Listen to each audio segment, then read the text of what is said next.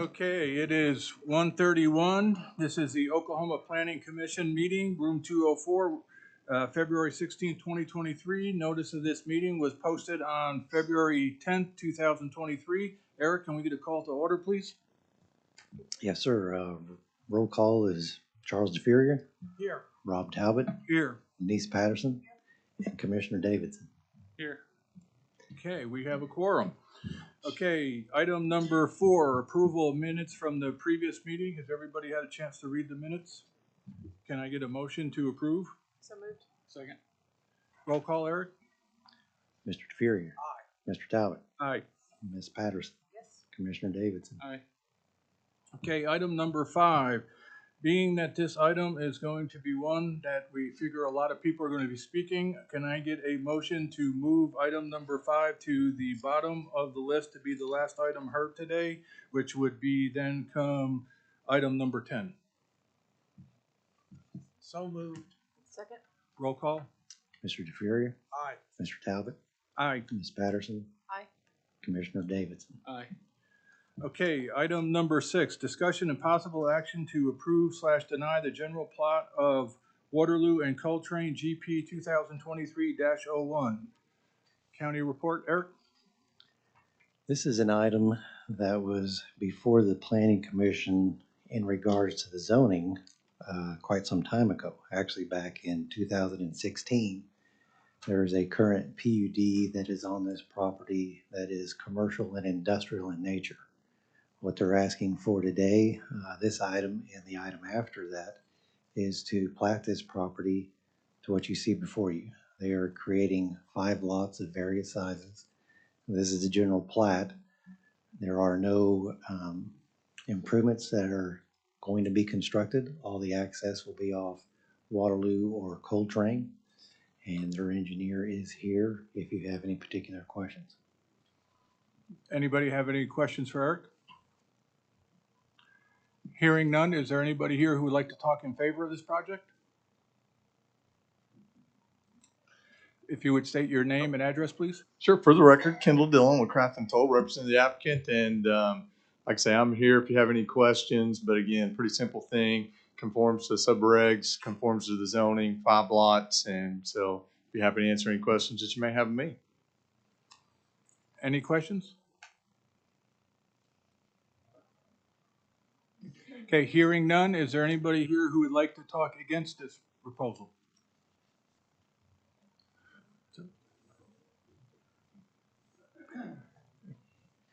If you would state your name and address, please. Okay, my name is Bruce Smith. I am the president of Atlas Asphalt Products. I'm not really here to object to it. I'm really here to try to glean some information about this project. Across the street, I have an asphalt plant in Logan County. And a little bit to the west of this location is an industrial entrance called Waterloo Industrial Road, which also goes north. On that road, there's a concrete plant, there's another asphalt plant, numerous commercial and trucking, construction companies, and that sort of thing. So really the north side of Waterloo Road is really congested with trucking and activities and higher end industrial activities. Now, essentially to the west of this track location,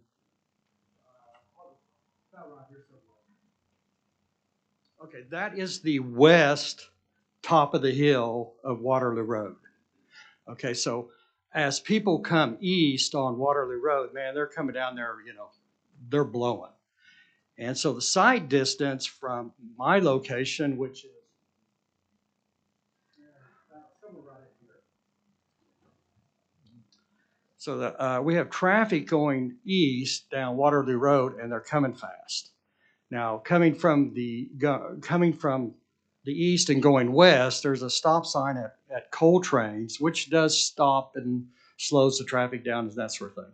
So my question to this development and to this engineer and to the county is that along Waterloo Road, sometime in the future, Waterloo Road's going to be widened. Right now, it should be 3 lane. It needs to be 3 lane right now with a center turn lane. So my question to this development and this plating is that are they allowing or making plans to dedicate right-of-way along Waterloo to eventually widen Waterloo along this section to provide for a wider roadway on Waterloo, essentially a center turn lane, or maybe even a 4-lane road or 5-lane road in the future. So if you approve this, it's fine with me. More development, the better. But I would like to see that the county has future plans to require right-of-way from these tracts of land so that they can widen the road at sometime in the future. So I guess I'm here to ask the engineer or make sure that allowances for that have been made with this plat. Go ahead. Is there any, you have a question? Or? No, I've got a statement to that. Okay. So that I'm the commissioner for Yes, this area, and I'm actually in talks now with seeking funding to actually boulevard it, something a little bit different, which will be a 4-lane separation with a curb and trees and stuff in the middle to keep people somewhat slower. So I like the idea of kind of starting to look at each one of these individual projects and start setting aside some of that stuff. This one particularly does not, but I think it's a great idea that we should probably incorporate in the I think you future. got, well, my property on the other side, I mean, we assumed that a 50-foot right away from the center line. We put our fence at that location. Yeah. We have a acceleration lane on our side. I live which just to the helps. south of you there, so I go by that area all the Okay, time. so I'm just to the south you know of where you. I'm talking Yeah, about. yeah. Now, of course, you get close to Coltrane and the darn gas station is, man, those are the old statutory right-of-ways, which are what, we're 66 feet, and they're right on it. Yep. So it's going to be tough. Now, I think if you allow people on this side to build 6 feet, I mean, then you're talking about buying right-of-way, moving houses, and acquiring expensive land. Yeah. But you have the opportunity right now to require at least a 50-foot right-of-way. You need 100 in there to get 5 lanes. 5 lanes times 12 is 60 feet. You need 100 foot to put a 60-foot roadway in. Any questions for the gentleman?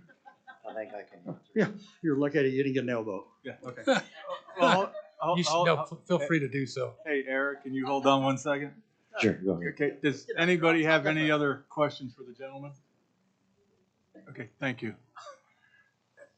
I was just gonna see if I can answer Mr. Smith's question here. Well, I was about to ask you, does the county have an answer for that? Yes. Thank you, Mr. Smith. You can sit down now. So on the plat, we do require an additional right-of-way. So they are giving us 17 additional feet along the platted area along Waterloo and Coltrane. So we will have a total of 50 feet on the south side of Waterloo, on the west side of Coltrane. One of the other things that we have in our regulations, as they develop these individual lots, they will have to widen the roadway. That's one of the requirements when you're dealing with commercial and industrial activity. They will have an option either to construct those improvements themselves, or they can do a fee in lieu of. As an example, the Dollar General that's there on the map currently, they were the first ones who tested that particular regulation when it was put in place. They decided at that time to do a fee in lieu of. So that money is earmarked for Waterloo Road whenever that time comes to widen it. So that will be the same thing for each one of these lots. We don't collect that fee until construction, a permit is actually submitted for, and during the review is when we go over those requirements. And Mr. Smith is able to call you and you can clarify that for him. As long as he doesn't elbow me, yes, he Okay. can. Sounds like a plan. Any other questions for Eric? With hearing none, is there anybody else who would like to talk against this project? Hearing and seeing none, I will entertain a motion to approve/deny item number 6. I move to approve item 6. I'll second.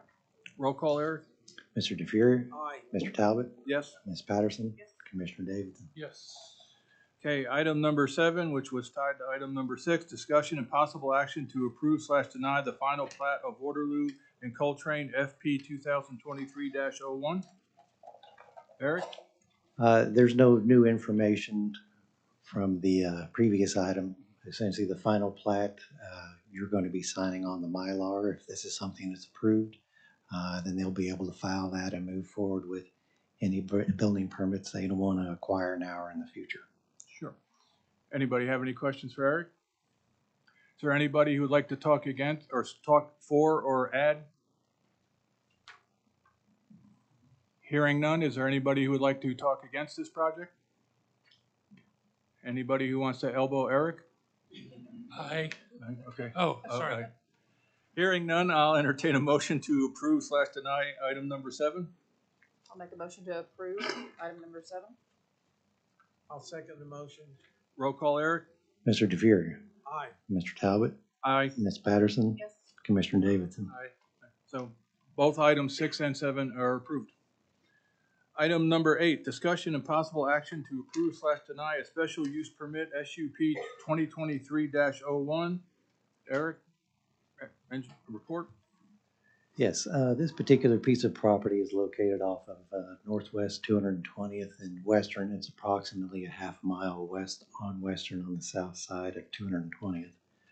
The road that this is on is Horseshoe Road. It's a residential subdivision. The subdivision that you see off to the west there is Settlers Crossing. But what the applicant is asking for, they would like to develop and operate a special event center there on the property.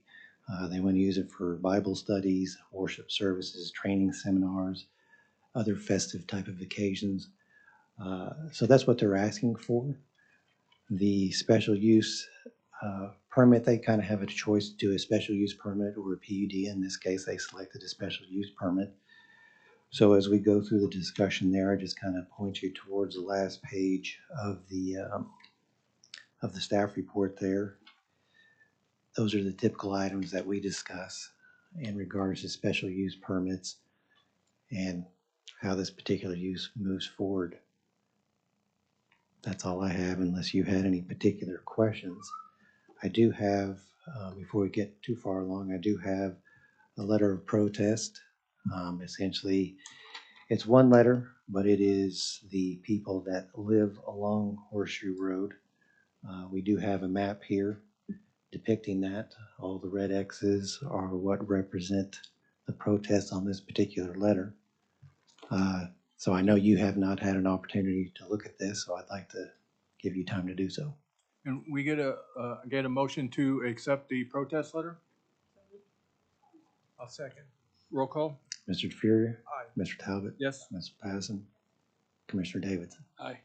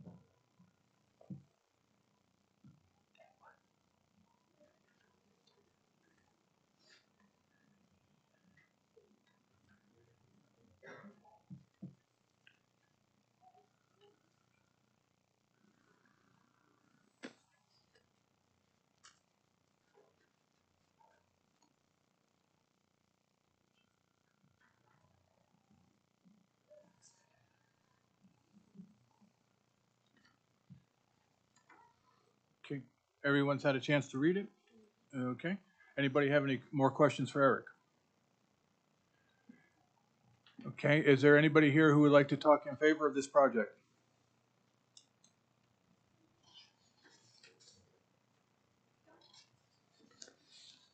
If you would state your name and address for the record, please.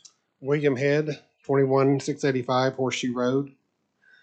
I'd just like to say we're not trying to make this a permanent decision. We're just trying to, we're meeting in a home at this point, and we thought we have this barn out here. We want to be able to just, offer it out. It would probably maximum people we would hold would be up 35 to 40 at max, but 35 comfortable. So we're just trying to, while we're looking for some land to build a permanent building, we just thought we were trying to help out and make this building open for use. That's all we were trying to do. It's a meeting one day a week on a Sunday morning. So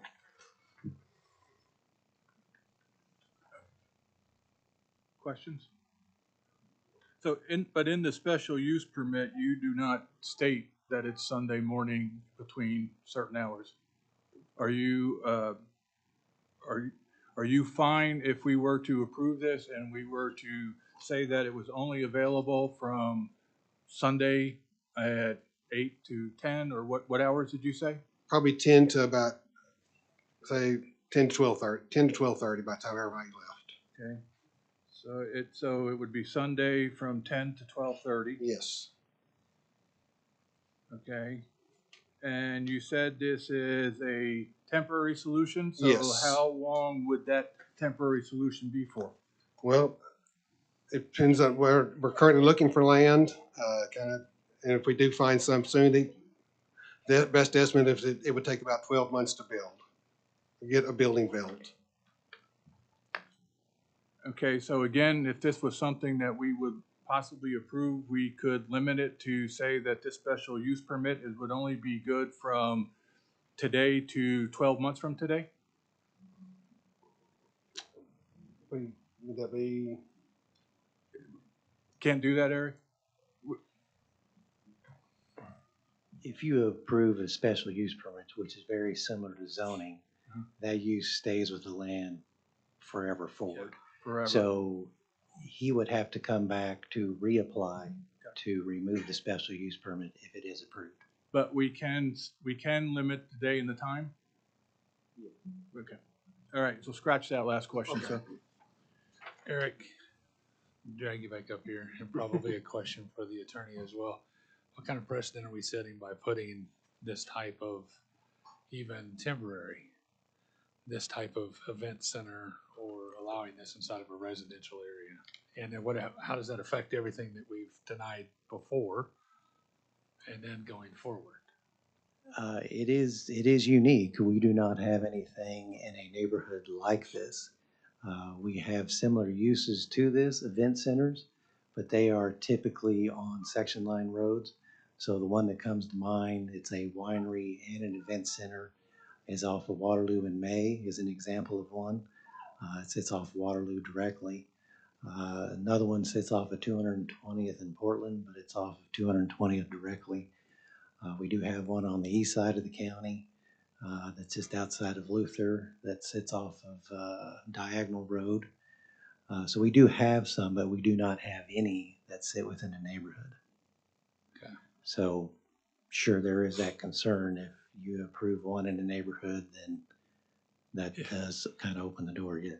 I mean, it was last month we denied a business inside of a residential area that was on a section line road as well, but it was highly residential.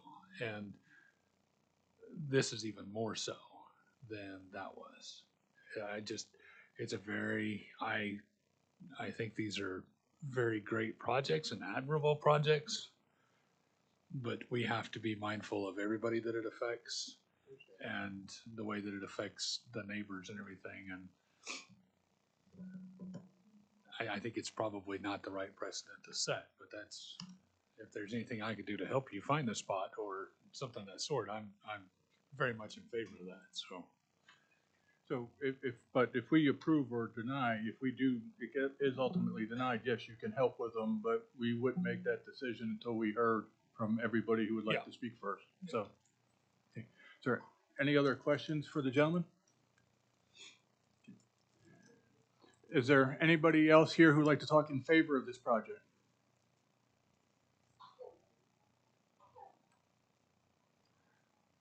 Hearing and seeing none, is there anybody here who would like to talk against this project? If you could state your name and address for the record. My name is Mark West, and my address is 21725 North Horseshoe Road. And my property is directly to the north. And I've got these if you guys want to follow along.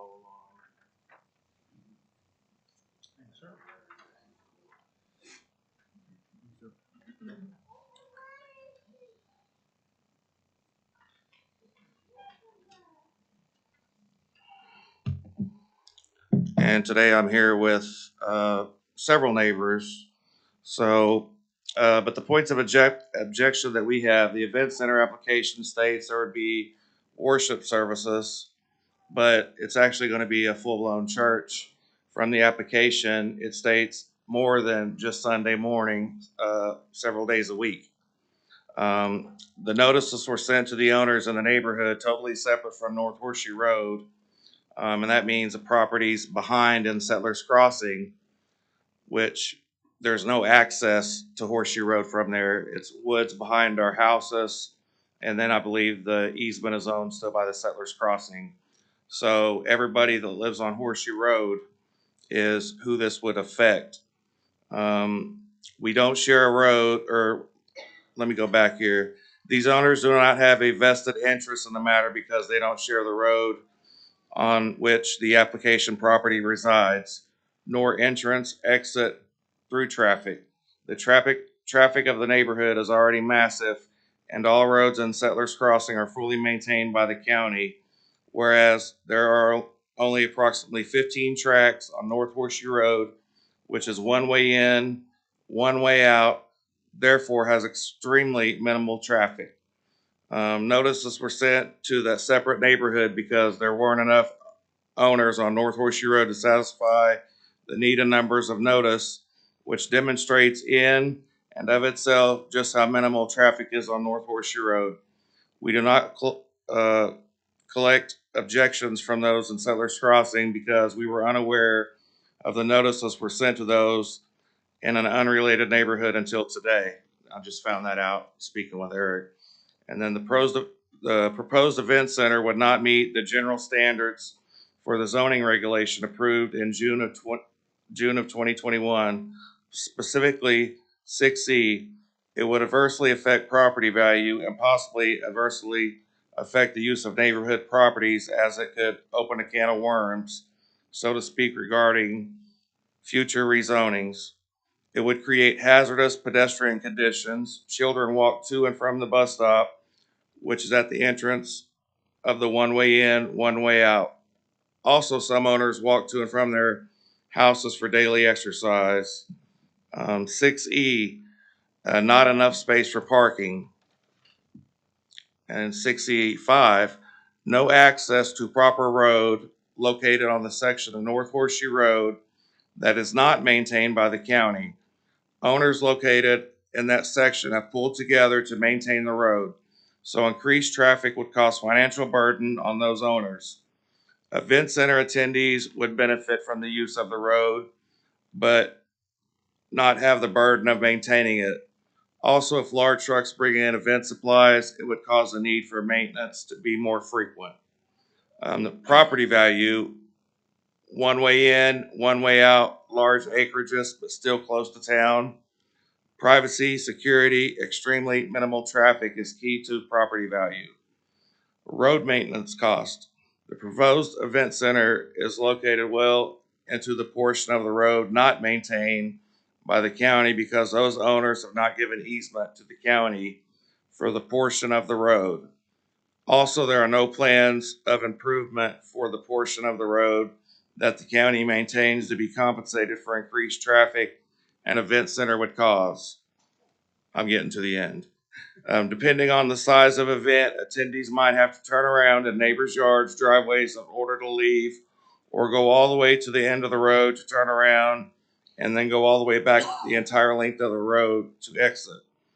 All owners of North Horseshoe Road, except the applicant and one landowner, have objected in writing, and the weight of those objections should far exceed any of those in favor of the event center who would benefit from it without incurring any financial burden in any form of property and fire taxes, increased road traffic, maintenance cost, nor affected by decreased privacy and security like the owners of North Horseshoe Road. Thank you for consideration, and we respectfully ask that this special permit be denied. And then also on some of the special permit requirements on E for general standards, not adversely affected property. It talks about not generate hazardous pedestrian conditions, adequate public facilities, and proper road access. You know, there's nowhere to hold the parking, and my property sits right next to it, and everybody's here that's around it, their properties, and we're worried that they're gonna run out of parking and it's gonna be all over our yards of upkeep. I've already had a truck driven through my yard that left ruts to do some work on their house, so I'm just scared it's gonna get even worse. So, thank you for your time. Yes, sir. Does anybody have any questions? And it is safe to assume that if it was limited to Sunday, you would still object to that? Exactly, yes, sir. Thank you, sir. Thank you. Sir, anybody who would have anything they'd like to add to that against the proposal? Forgot this. Sorry. Doc, Eric. Hearing and seeing none, I'll take a motion to approve or deny item number 8. I move to deny item number 8. I will second. Roll call. Mr. DeFuria, Aye. Mr. Talbot, Aye. Ms. Patterson, Commissioner Davidson. Aye. So item number 8 has been denied. Just for clarification, the final decision on this is made at the Board of County Commissioner meeting, which is going to be held on March 6th is what I'm hoping for. March 6th, so please be advised of that. Thank Yes, you. it'll be in this room at 9 o'clock on March the 6th. You can contact our office. If you call us the Friday before, I can verify that for sure. Okay, item number 9, discussion and possible action to approve/deny a zoning change from R1 Acreage Residential District to CG Commercial District with a special use permit for outdoor storage, Z 2022-09. Eric, report? This particular application, as you can see there, is on the corner of Northwest 220th and Western, actually just a half mile away from the previous application. What they're wanting to do here, this is in a subdivision called Western Ranch Estates. This is directly on the corner. They're wanting to do a plant nursery type of shop where they're going to have outside storage of materials such as mulch, dirt, that sort of thing. People will be able to come to the property to buy items there as well, plants. What you see there, how this property came to be, it's kind of unusual. Originally, with our regulations, you have to have a primary residential structure on a piece of property before you can put a accessory building. In this case, this property owner, I don't think was the one who caused the issue, but that building that you see there is an accessory building. It was never had a residential structure on there. There was a mobile home on there at one time. What has happened, from my understanding, this current property owner is renting this from the property owner, and they started this operation to some degree. We were notified by an adjacent property owner in the neighborhood of the activity, and then we contacted the property owner or the leasee, the person who's leasing the property at this point, for this particular activity. So they've submitted their application, which is before you today, to continue to move forward with what they're wanting to do there on the property. Anybody have questions for Eric?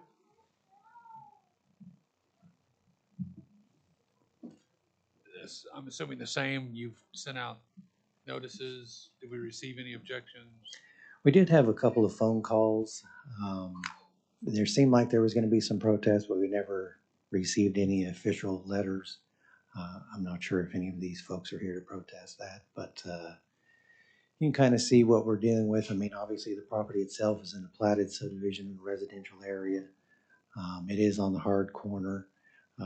Adjacent to it to the east is the city of Edmonds jurisdiction. There is a wastewater treatment plant that's across the street. And to the north, at least at this point in time, there's no property there that's actually being developed. It's pretty vacant. The lot that's directly north is 160 acres that's vacant. And then that's kind of the same thing with property to the north and east.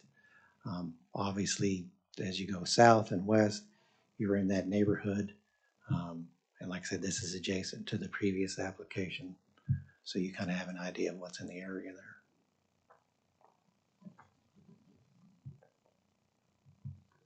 Any other questions for Eric?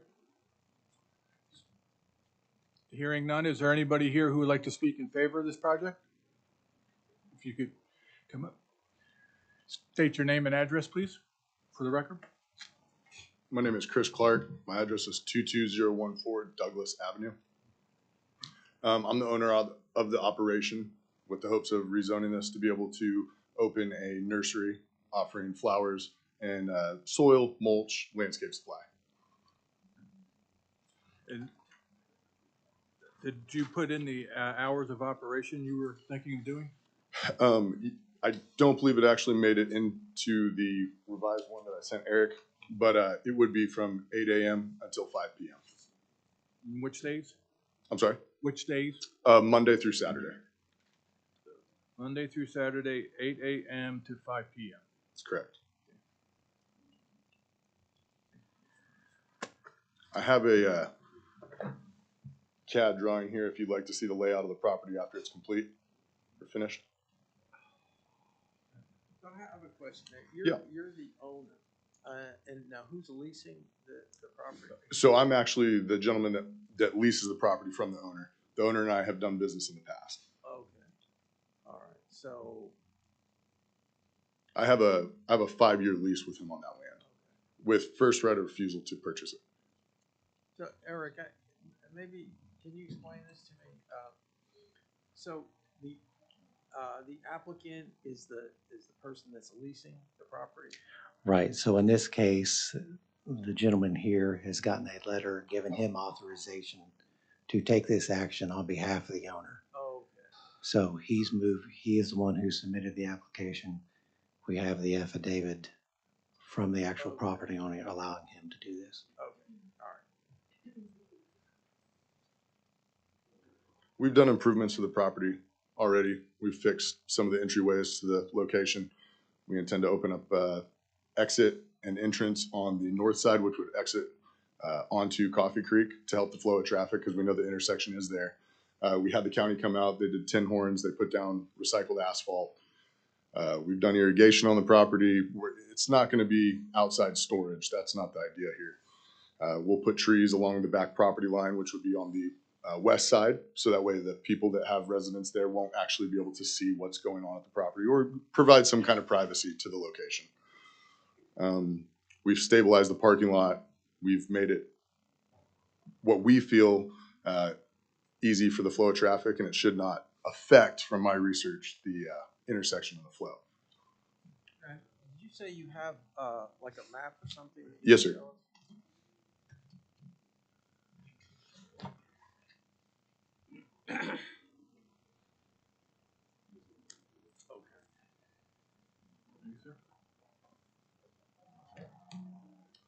She's got cookies.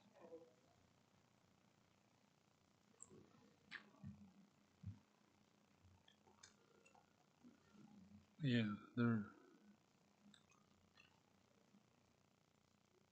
So these additional structures Mhm. that are on this, you're looking at building those as well? Correct. So those are Like temporary. greenhouses? Oh, yeah. And then you're already operating out of this location, correct? We were using it as storage for my landscape company. That's correct. My main office is off of Waterloo and Kelly.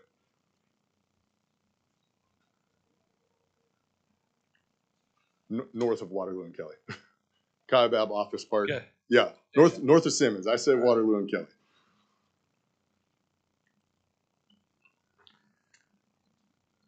We've had a great turnout of people just wondering what's going on there.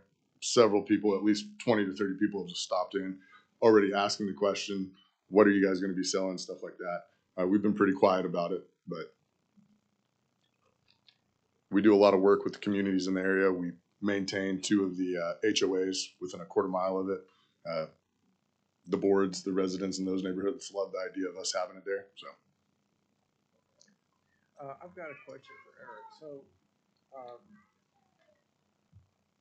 here's the concept, correct? And so if we approve this rezoning to commercial general, well, what's the next step in the process? Would they have to submit plans similar to this or a description of what they plan?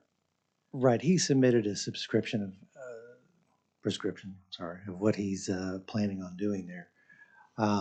So we'll just move forward with that. If he wants to do any additional buildings in the future, obviously you have to get a building permit.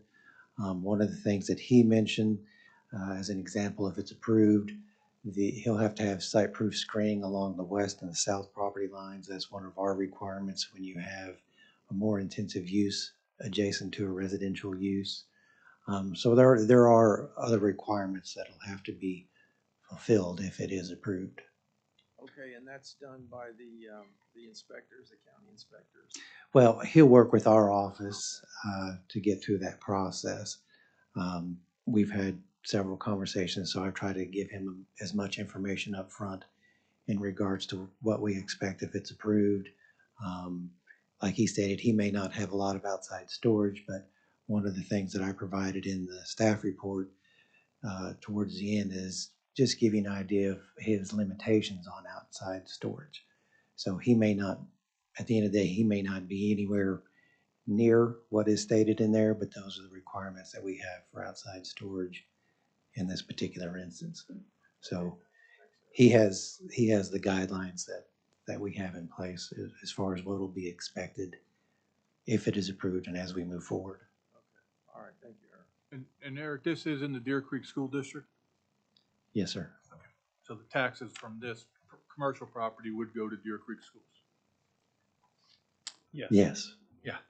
I mean, So this one's a difficult one. It's residential similarly.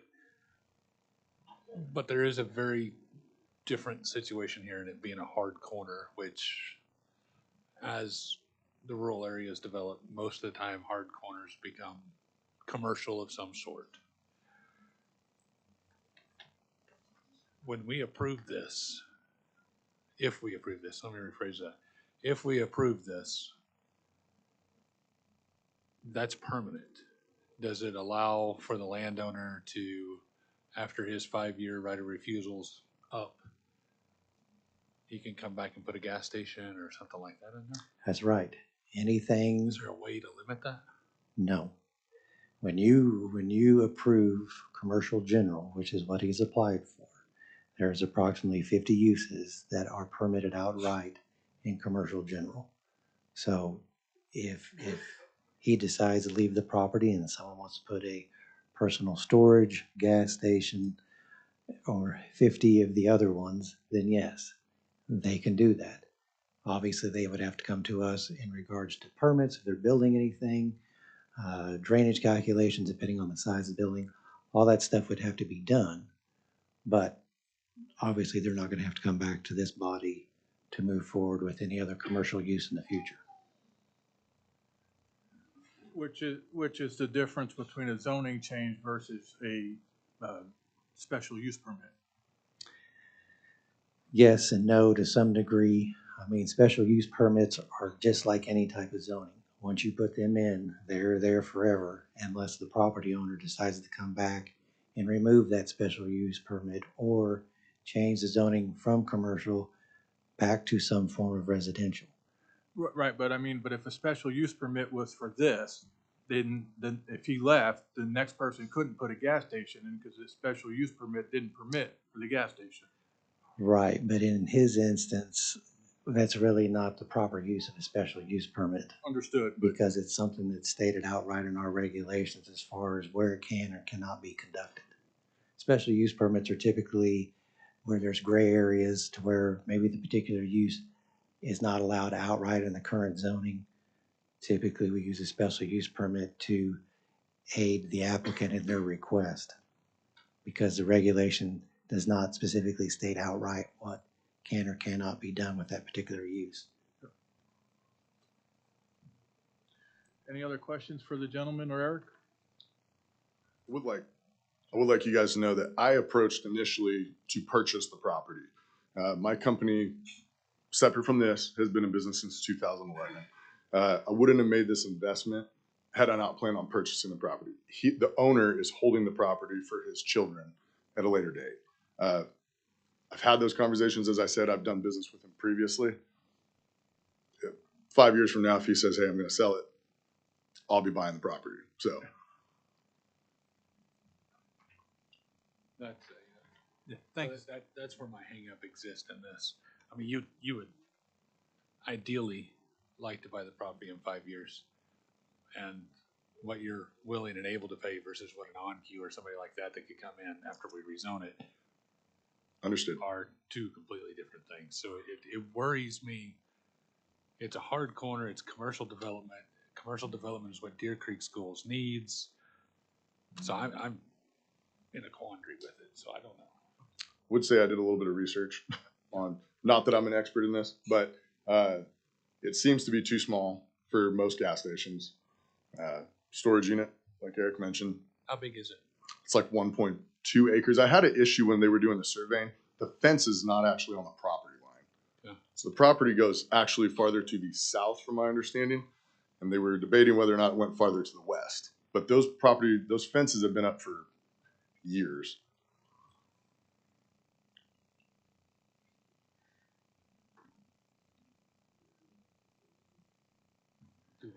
Any other questions?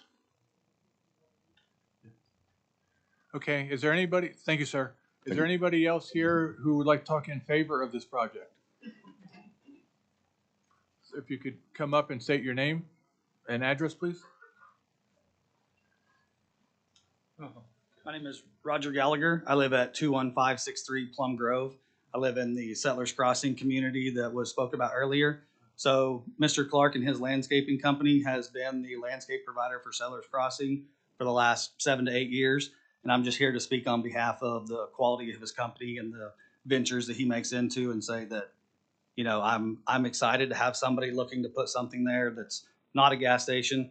Understand the concerns of you, Mr. Commissioner, in regards to that, but as Chris had said, it is pretty small. I don't necessarily think that. You also have the water treatment plant across the street from it that I live out there. There's probably not going to be a lot of people looking to do stuff around there. So a nice little nursery that sells some spring flowers, fall flowers would be great for the community. Not to mention, Rob, you mentioned about the Deer Creek School District and the tax revenue out there. So thank you. Oh, wait, I've got Yes. a question. So where is this water treatment plant? I mean, Right can we across. see- It's directly to the east, and it is a wonderful, Right there. wonderful addition to the area. So flowers, cross-referencing Yeah. the fragrance might help a little. It might be the best flowers ever, Yeah. to be honest. Is there like a sludge bed there or what? I'm not an expert on that, but I do know that there's a smell out there that I is think lovely. it's a type 2. If you're familiar with the different types, I think it's a type B facility, which does the aerobic, and it's rather pungent in certain times of the year. Okay, all right, thanks. Thank you. Thanks, sir. Anybody else like to talk in favor of this project? Hearing and seeing none, is there anybody here who would like to talk against this project? You come up and state your name and address, please.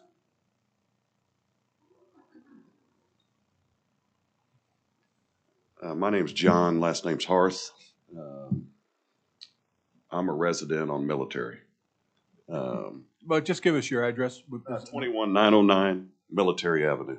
And then I also own 22,008 Military Avenue. So I own 2 properties on Military. I probably am here to speak on behalf of a lot of the neighbors that are on Military.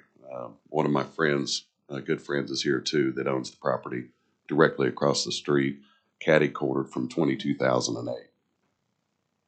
this is 22,008, 21909 is down here, obviously leasing from the owner.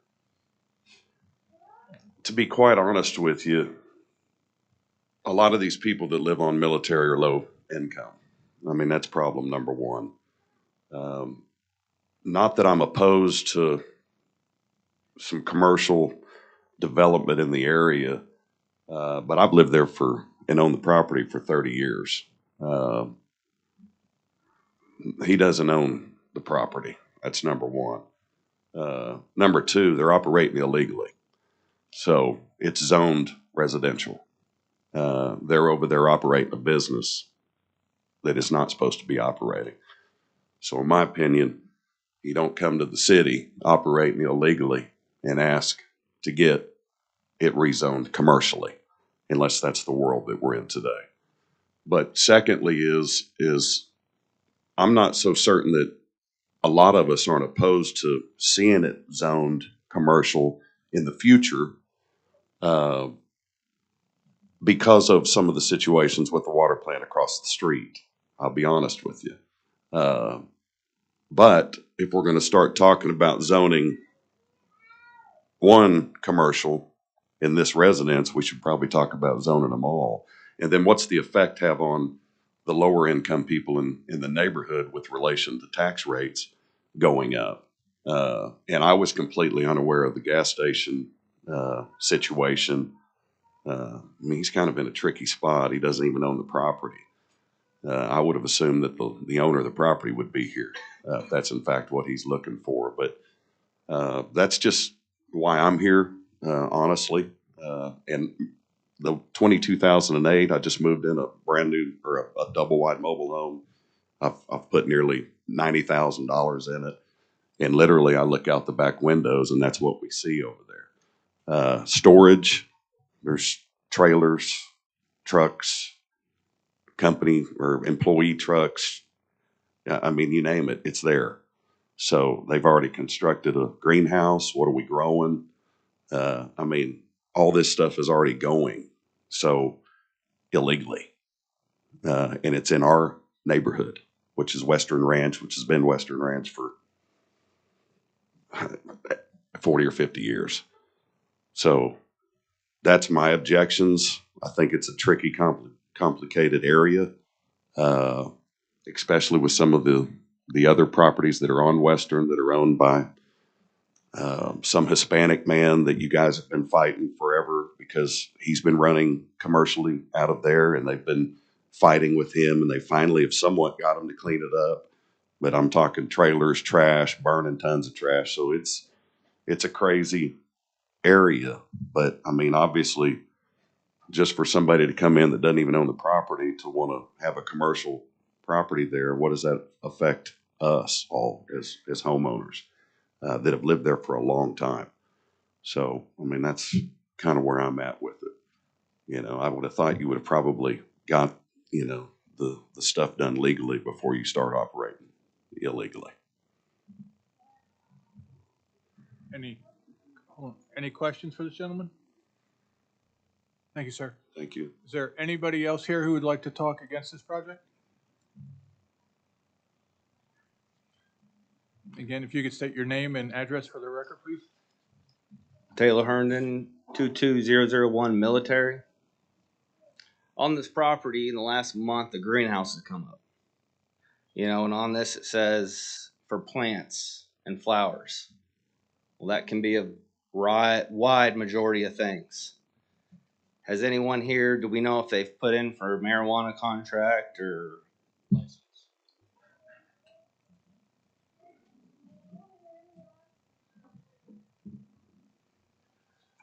Not that I'm aware of. Typically, what they do with medical marijuana, they have to get a certificate of compliance. We go out there and inspect that. There is no certificate that has been brought to us for any inspection. So my assumption is no at this time. But if we get it zoned commercially, Sir, address us, please. if we get it zoned commercially now, in the future, that's already in the works. It's already a step further, correct?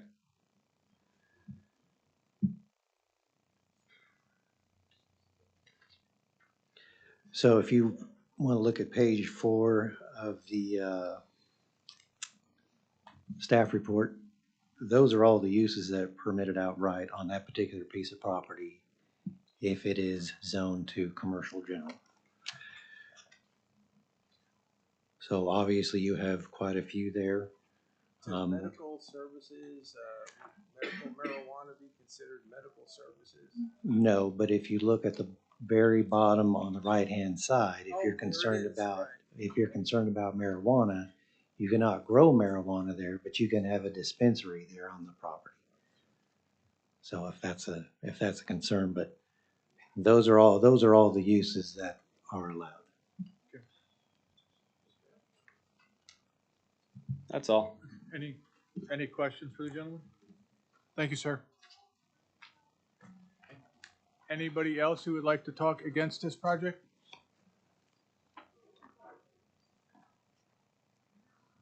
Hearing none, I'll entertain a motion to approve/deny item number 9.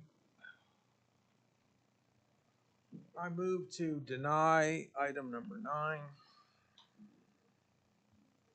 Do I have a second? We have a second. Roll call. Mr. DeFuria, Aye. Mr. Talbot, Aye. Ms. Patterson, Commissioner Davidson. Yes.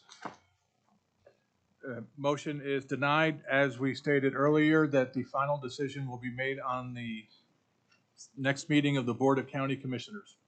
Thank you. Item number 10, discussion possible action to approve/deny a zoning change from CG Commercial General District to I Industrial District, number Z 2022-06.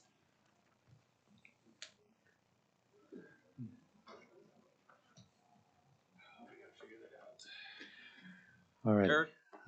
This particular piece of property is on I-35 and Waterloo Road.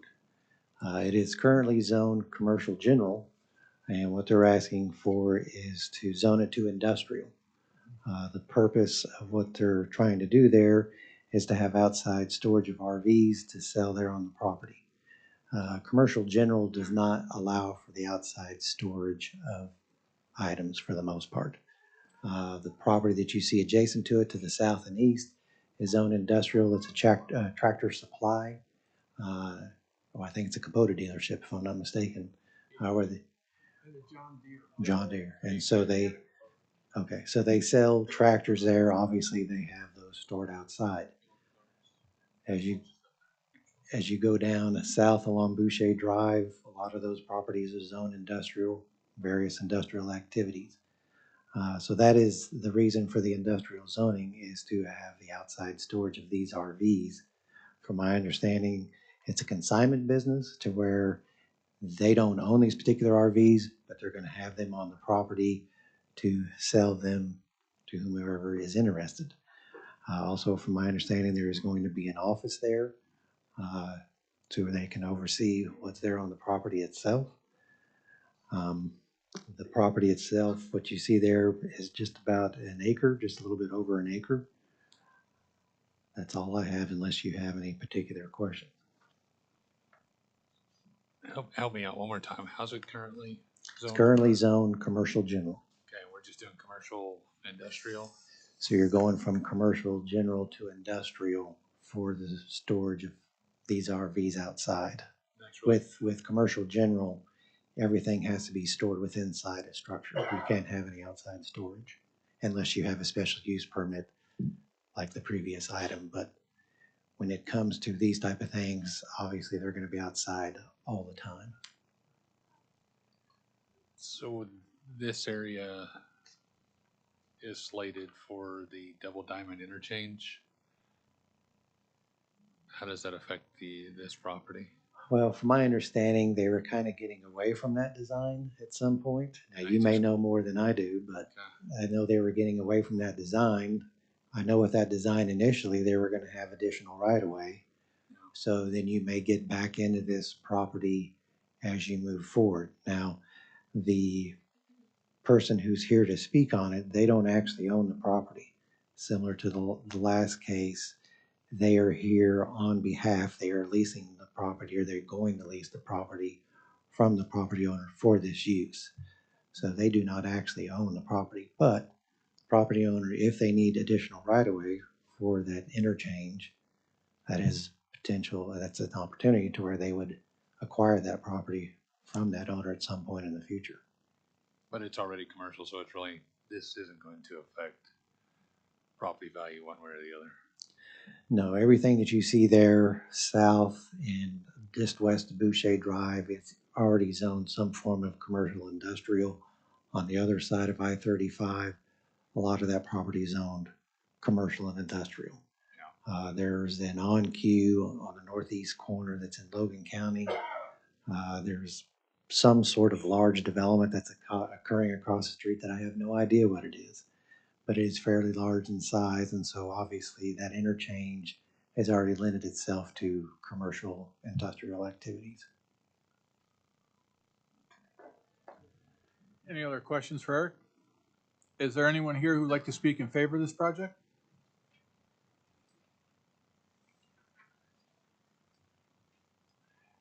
State your name and address for the record, please.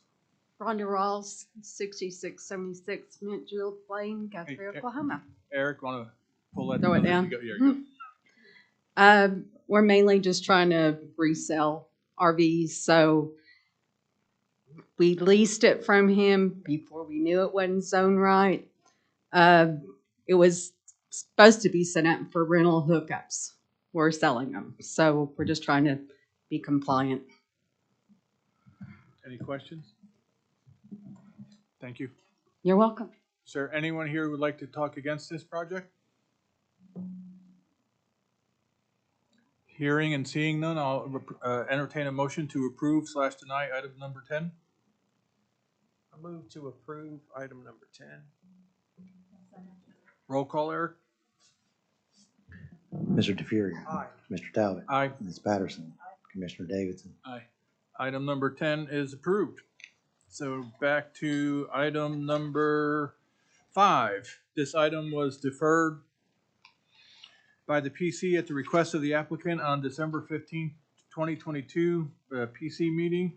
Discussion and possible action to approve / deny a zoning change from R2 Rural Residential District to a Planned Unit Development PUD 2022-05. Eric?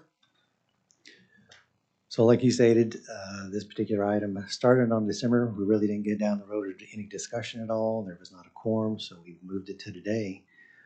Where we are in the county is the northeast part of the county. We're just about a quarter mile east of XXX on 234th Street on the south side there.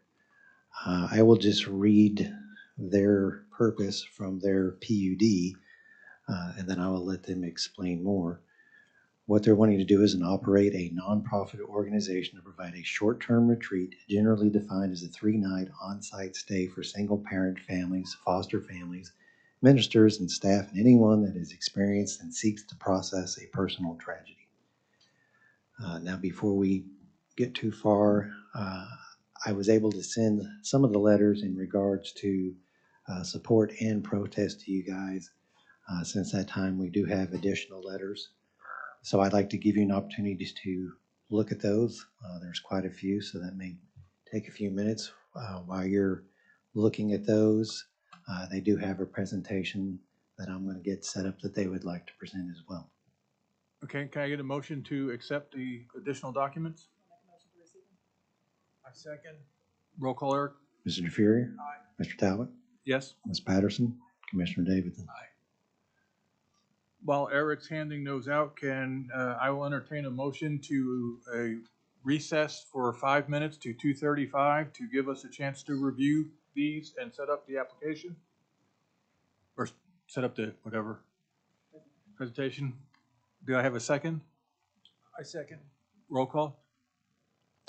Mr. Aye. DeFuria? Mr. Talbot? Aye. Ms. Patterson? Commissioner Davidson? Okay, we are in recess till 2:35.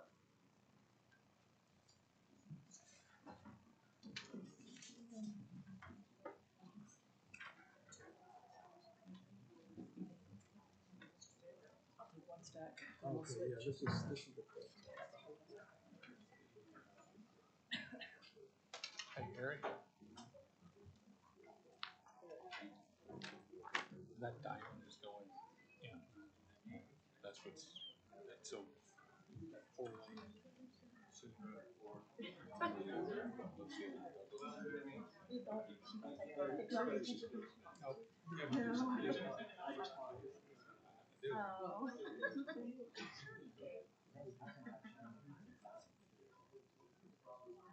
Yeah, because Cardinal thought he had a better deal. As you can imagine.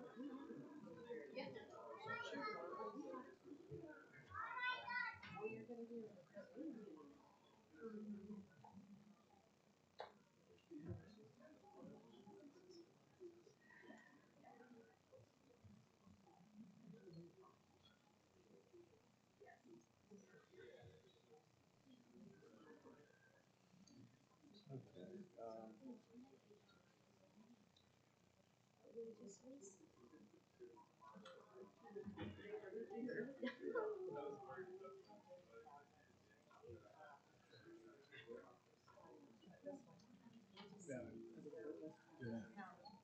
We killed a few trees with this one. Into the bathroom.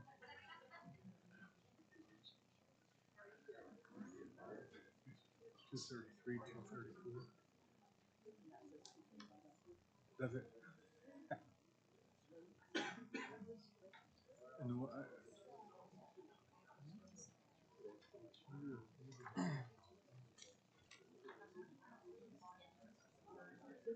This is the, okay. that's the, Where I understand it is the, thank you.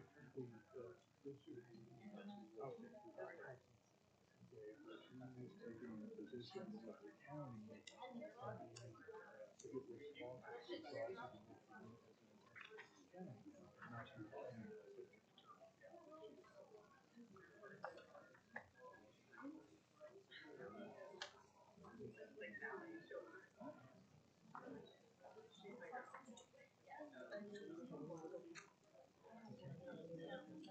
Technically, that guy's supposed to be a legal counsel, I don't know where he is, but we don't need, I was told we don't need legal counsel. He needs legal counsel, so we better keep it screwed up. And so far, I don't think it's screwed up. Other than I said it would be 235.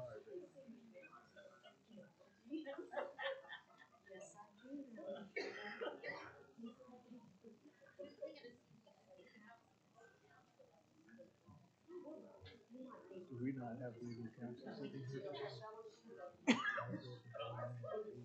Okay, so she's sitting there and said, okay. Does she know she's supposed to sit? But so, okay, but so if we have questions of legal, we can, what's her name? We must not have screwed up because she didn't jump up and yell at us. That's all good. She's almost done. And we can't start until he comes back from the bathroom.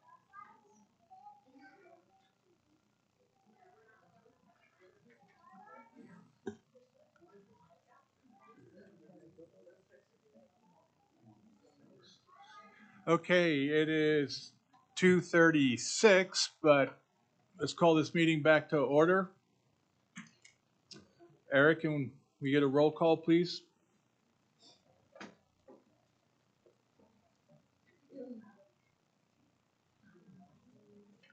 Motion to Okay. return. Yeah, do we have a motion to return? Make a motion to return. I second. Roll call? Mr. DeFuria, Aye. Mr. Talbot, Yes. Ms. Patterson, Commissioner Davidson. Okay, we still have our quorum, so let's continue on with item number 5. Is there anything else you'd like to add, Eric? No, there's nothing else I'd like to add unless you had any particular questions of me. Hearing none, is there someone here to speak in behalf of the applicant? Yes, David Box, 522 Colcord Drive, here on behalf of Jared and Lindsay Snyder. They are the operators of the Wellstead organization. And in a moment, Jared's going to get up here and walk through the PowerPoint, kind of walk through what their organization is and the mission behind it. What I want to talk about briefly is what the application represents. So what we have filed is a PUD. It's worth noting that the subject tract right now is zoned R2 rural residential. And although that is a residential classification, I think it's important to look at what are some use units that are allowed today by right that we wouldn't need to seek a PUD for. So particularly 3 of the uses that are allowed by right in R2 are community recreation general, group home, and place of worship. So why I want to discuss this is when you hear what the Wellstead organization is, I would submit to you that it is less intensive than the 3 uses I just read.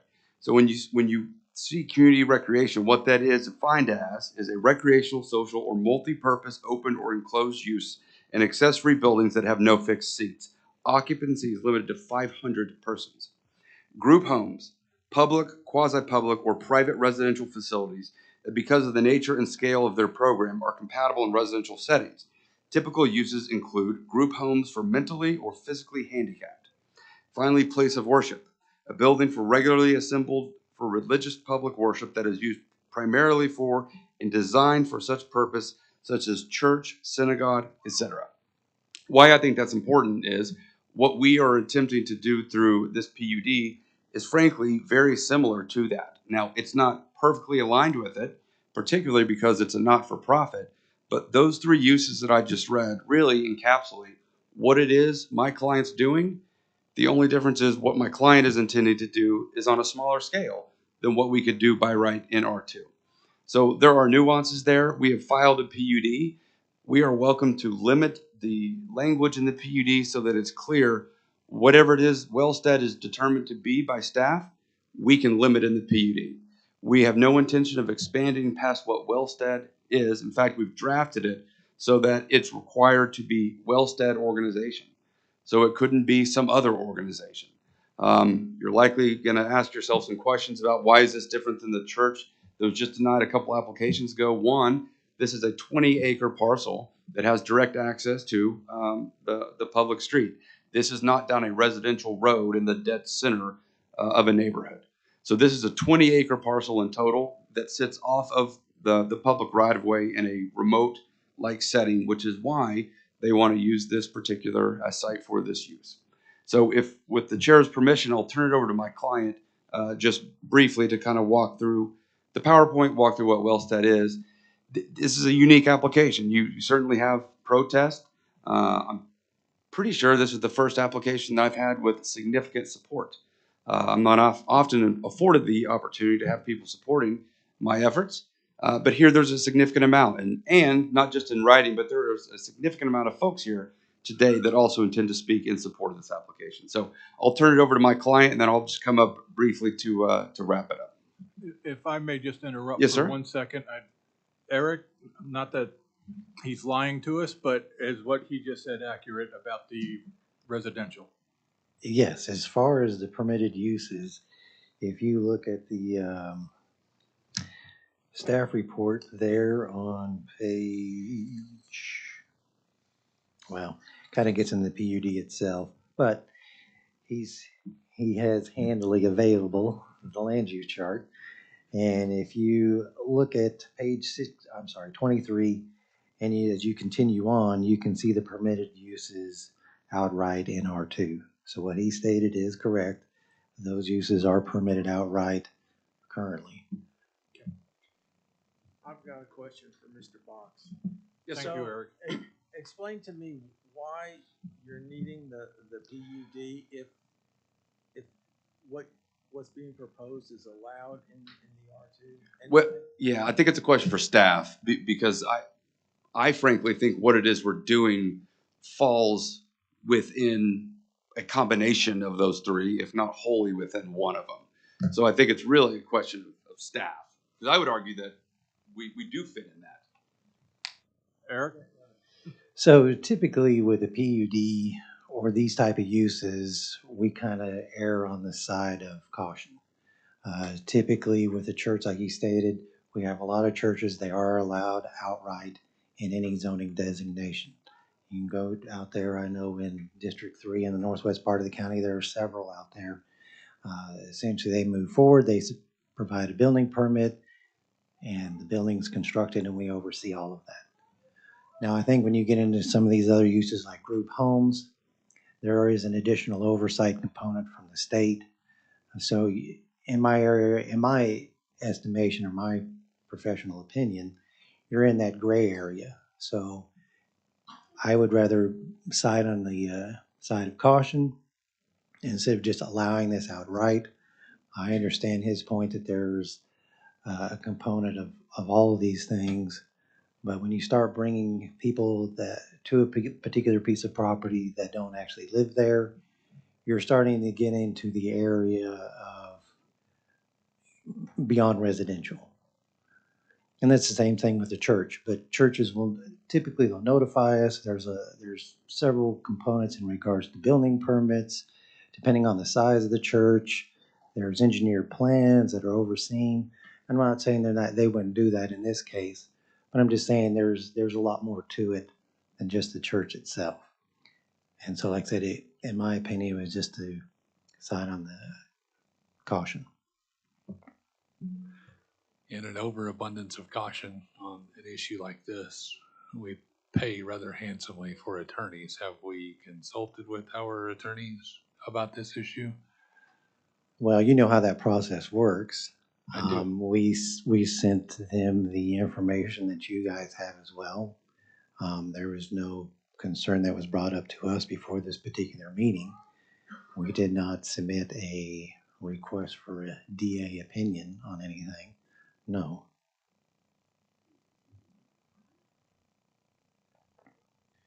I know that you're not going to want me to put you on the spot.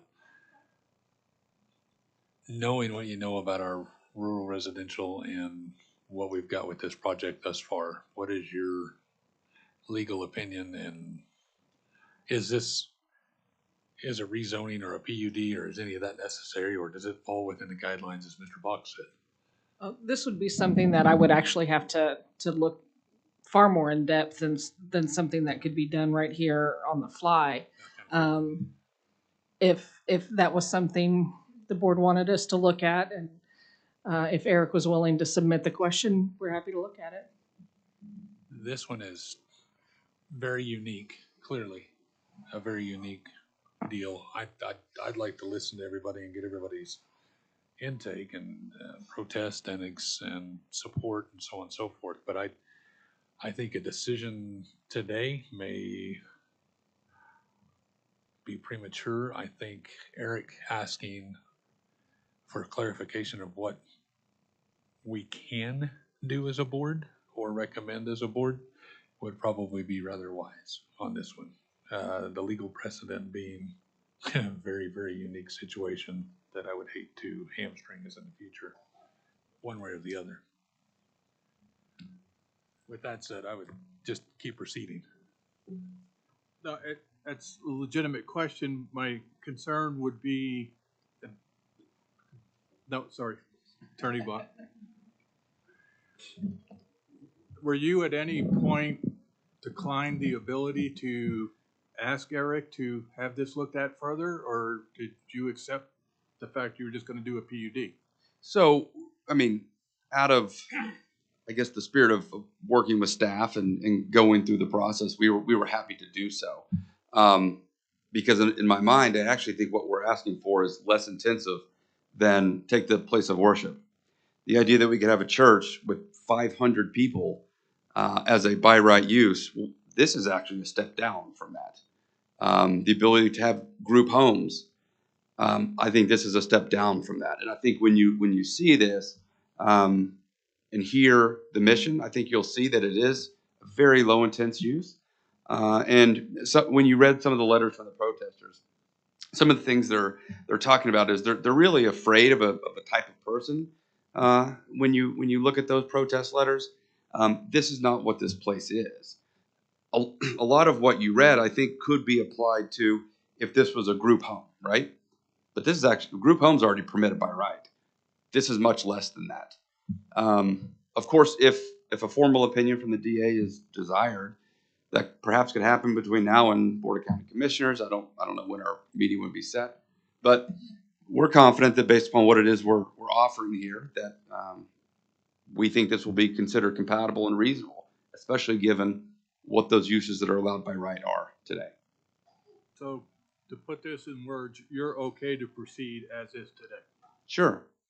I mean, and if the commission wants to turn it to the DA, that's fine. I'm happy to meet with the DA separately. We'll leave it to you. It is such a unique use that it's hard to fit squarely within any of those three.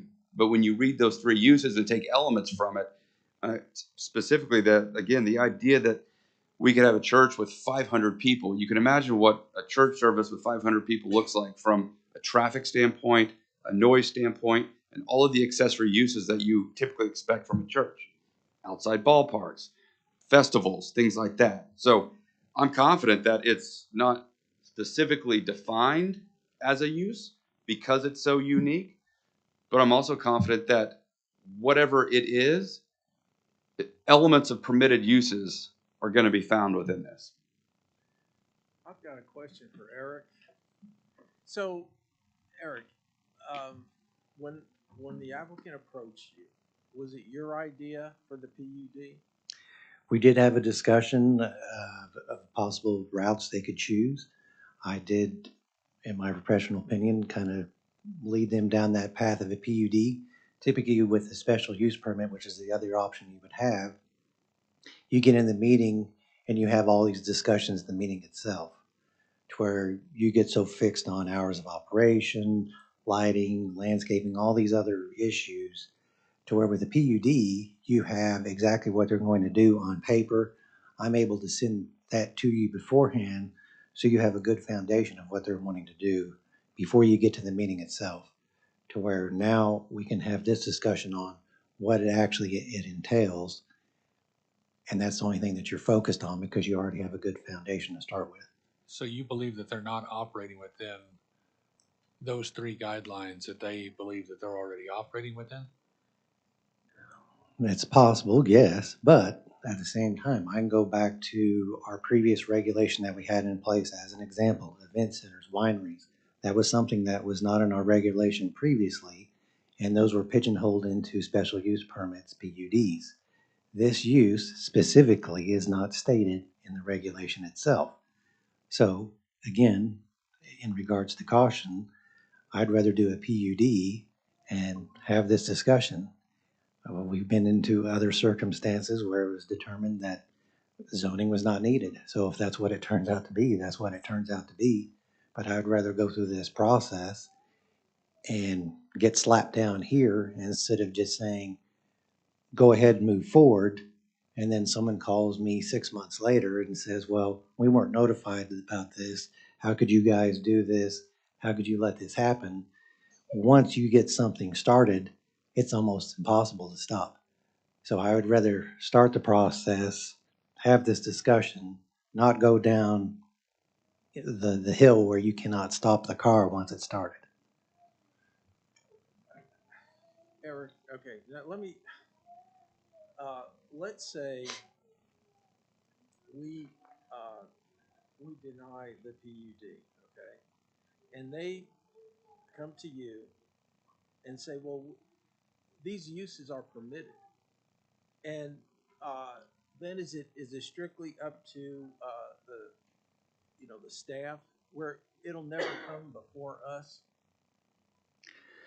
Well, it would depend on what, I think if this particular use was denied as it is defined now, they would have to vary from that.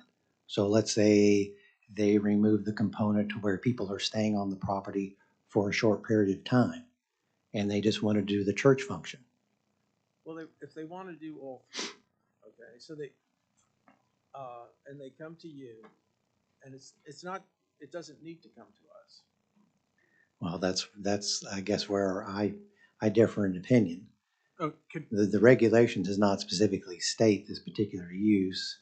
So again, that's why it's been brought here before you.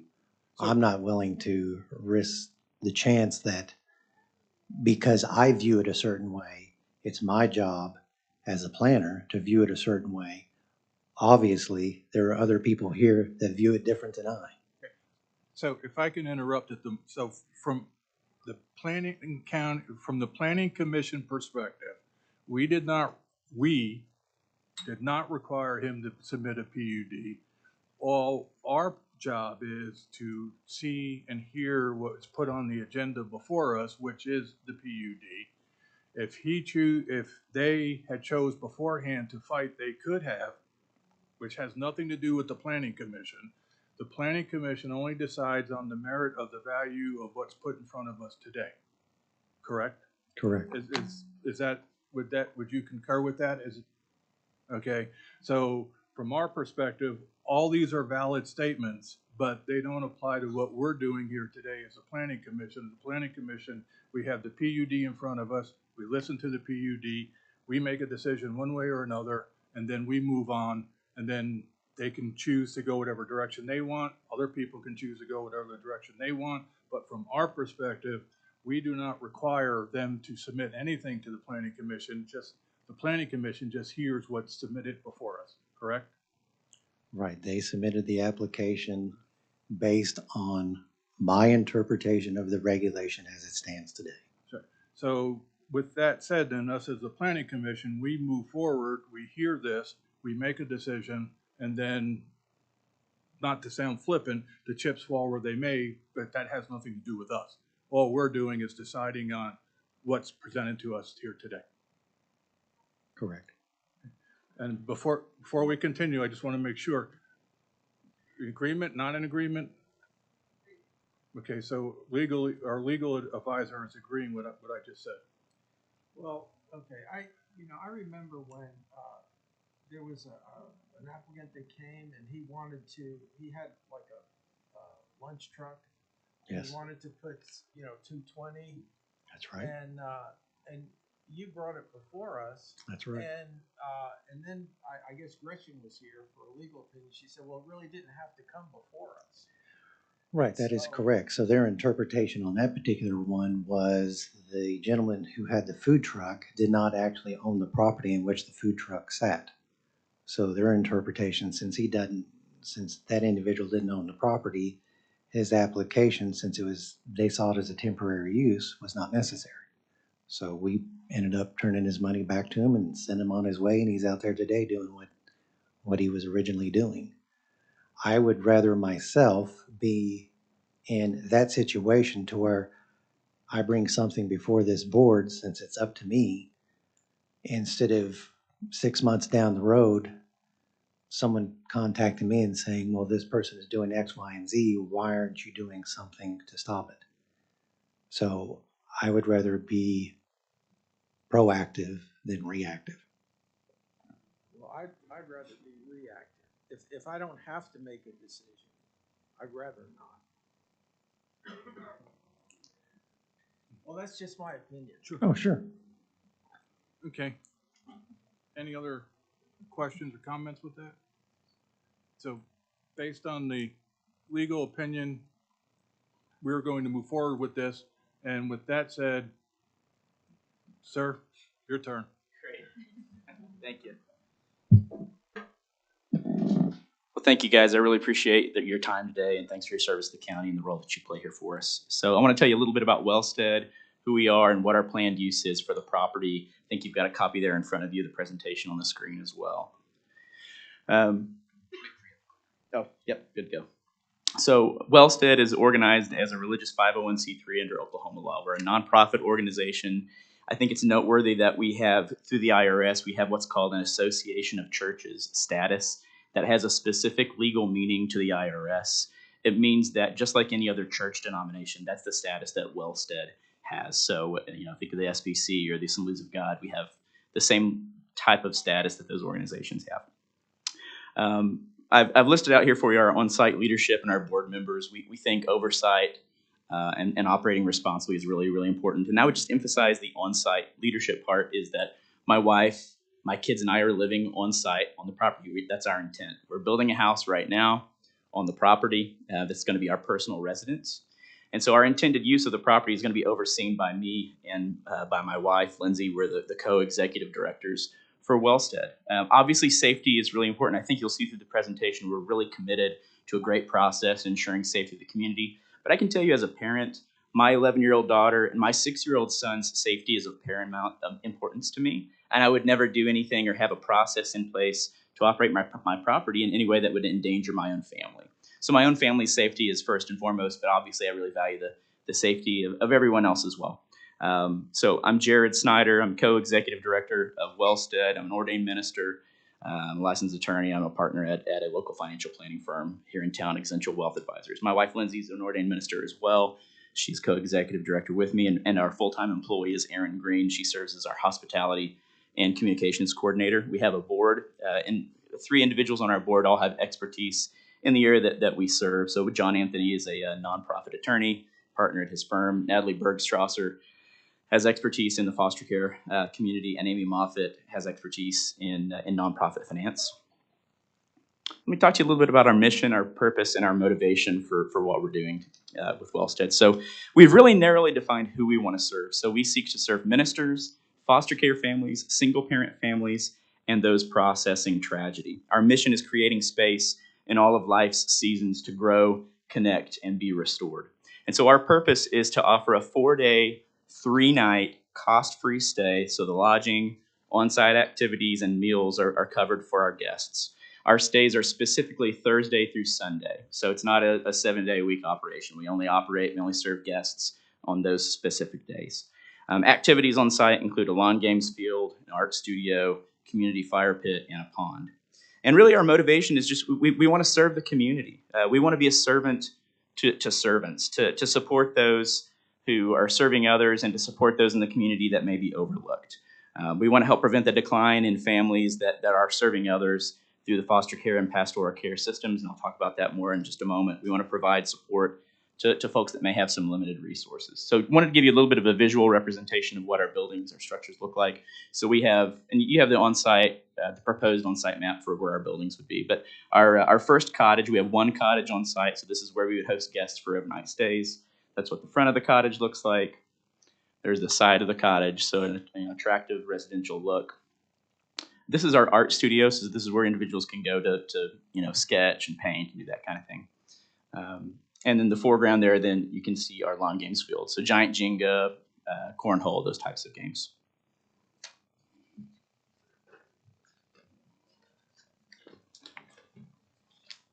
So I just want to talk a little bit about what does the need for rest look like? Why are we doing this? What do these communities look like and how are we going to serve them? So for foster families, there are 400,000 foster children nationwide. There are over 7,100 foster children in Oklahoma. There are about 4,500 Oklahoma licensed foster homes. Whenever you look at the statistics and the decline in the number of families serving the foster community, every year 30 to 50% of families quit foster parenting within that first year, due in part to a lack of support. For pastors and staff, as community leaders, studies show there's a lot of benefit that's driven from pastors and from churches. So social benefits, economic benefits, reduction in crime in the area, and promoting mental and physical health in communities. I'm a pastor's son. I can tell you firsthand, being a pastor, being a minister is really difficult. And a lot of people that are in the ministry are leaving the ministry. In 2022, every single month, 1,500 pastors quit the ministry in the United States. 42% of polled pastors, according to Barna Research, are actively considering quitting the ministry. We know we're not going to solve all of that. We just want to be a part of the solution to provide those people rest, to give them a little mini vacation, give them a place to get away, and have a little retreat. For our two other groups, for single parents, there are 24 million children in this country with a single parent. In Oklahoma, I think this stat's pretty surprising for a lot of folks. 35 to 40% of kids live in single parent homes. And if you're a single parent, there are a lot of sources of stress for you. You're stretched too thin. You've got financial issues, just lack of personal time, overall loneliness and isolation. We're not trying to be all things to all people. We're narrowly defining what we do, including with the processing tragedy elements. I know there's been some concerns about, well, tragedy is sort of your out as an organization to serve anybody that you want to. Anybody, if your dog died, that's a tragedy.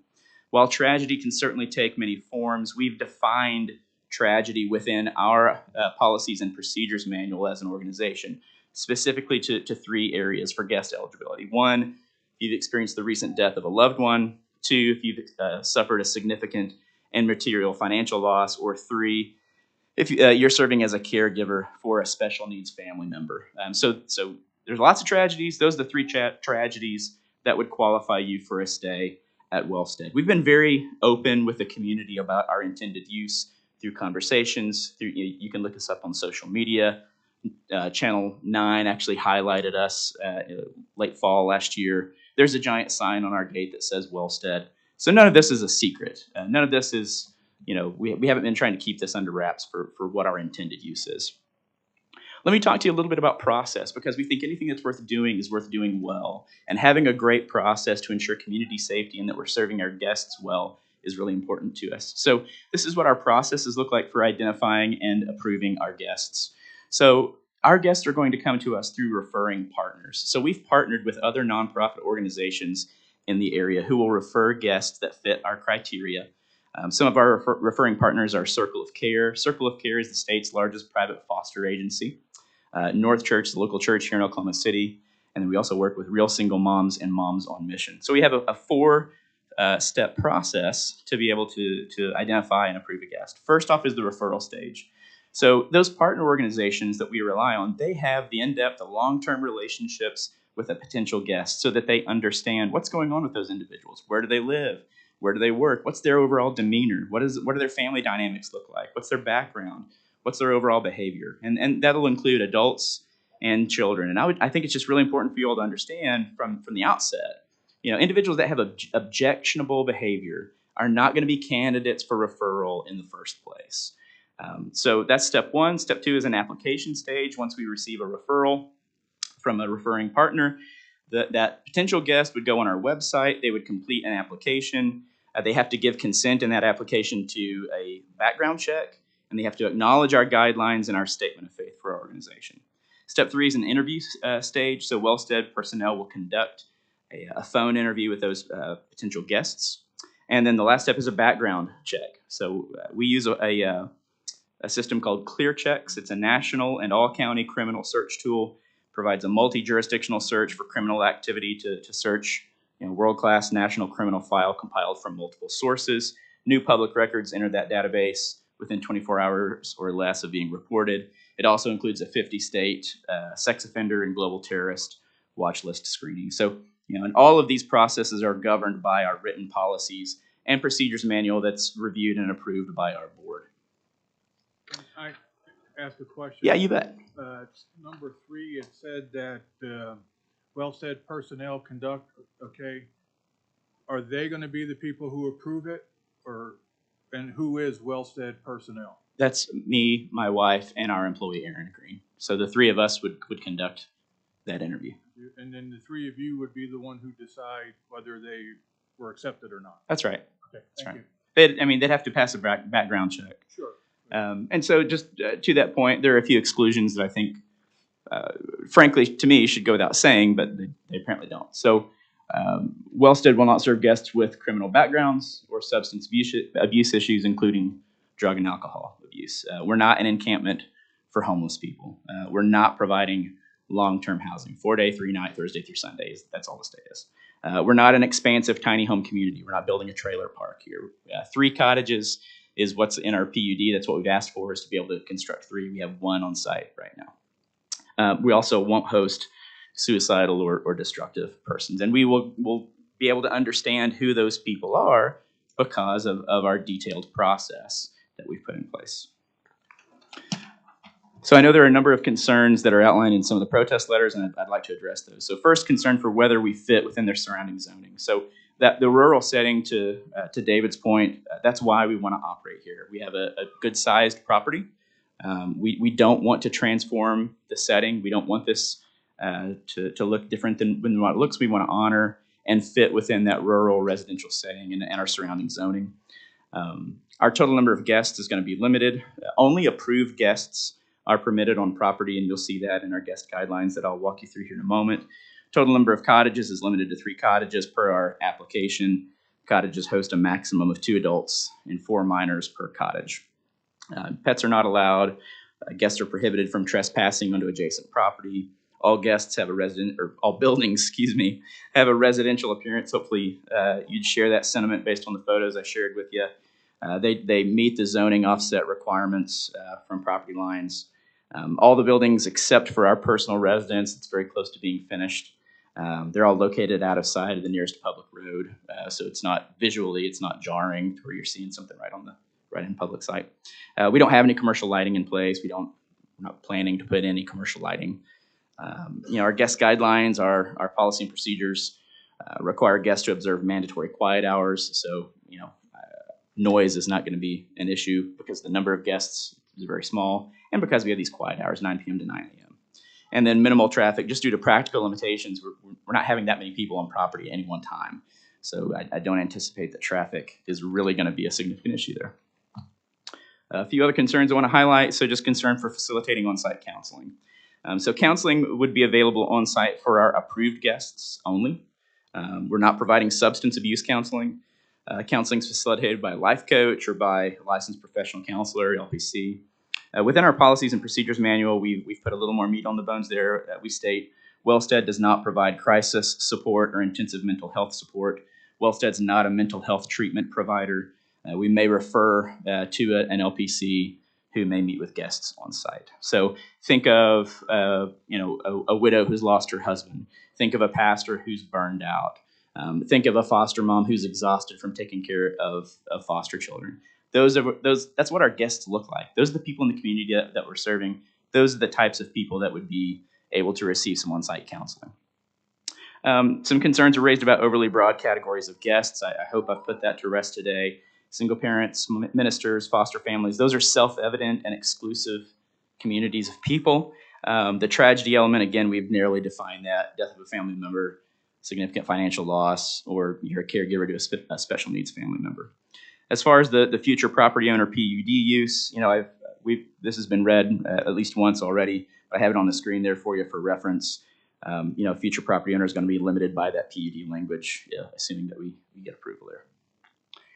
Fire safety. There's a little concern about, what are we going to do with fire safety. So we do maintain a fire safety plan in our policies and procedures, and I'll just read that to you.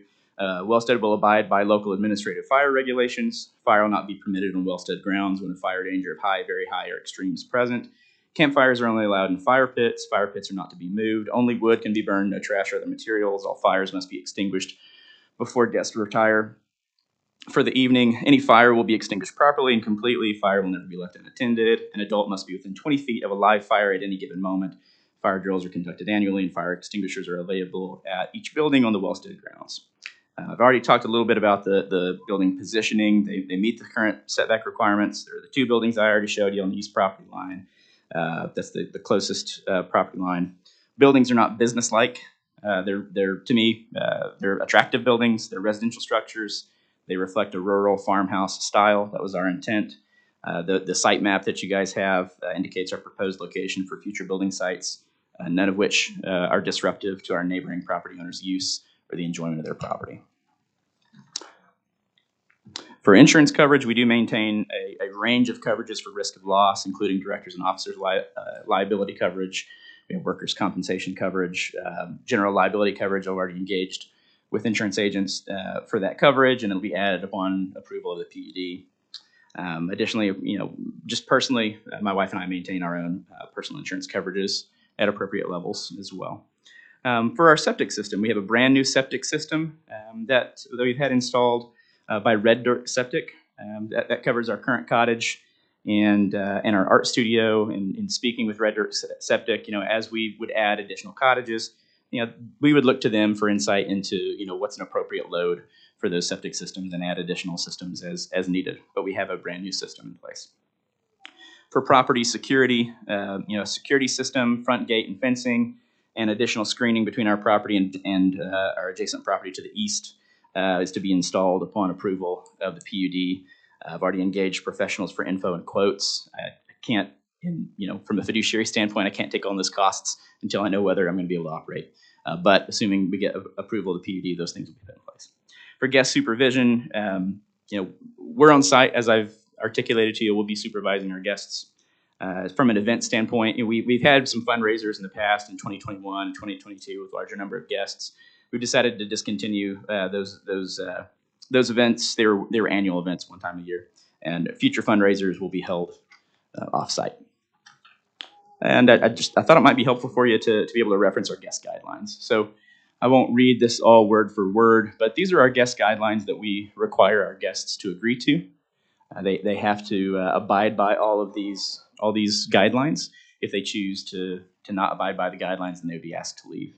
So we've been really intentional with everything that we've done. We've put a lot of blood, sweat, and tears, if you will, into the vision that we feel like really it's from the Lord. We're faith-based, and we feel like this is what the Lord's asked us to do. I'll close with this and turn it over to other folks that want to talk. I like to read, and I'm a big Charles Dickens fan. And in Charles Dickens' book, A Christmas Carol, the character Jacob Marley is talking. He's passed away. He's talking about what he should have done in previous life and what his business should have been. Marley says, "Mankind was my business. The common welfare was my business. Charity, mercy, forbearance, benevolence were all my business. The dealings of my trade were but a drop of water in the comprehensive ocean of my business." And so at Wellstead, we've made it our business to serve the people that the Lord has called us to serve, and to do that in a really great way, and to do it in a safe way that honors the community, that adds a lot of value to the community. So I appreciate your time, and if you have questions for me, I'm happy to answer them. I've got a question. So, I can see that the buildings are, like the art studio is already built and one cottages. So have you been currently operating? We haven't, no. So we have not hosted guests for overnight stays. You talk about troubled guests and asking them to leave. Uh-huh. Okay, what is the procedure if they don't leave? How are you going to handle that?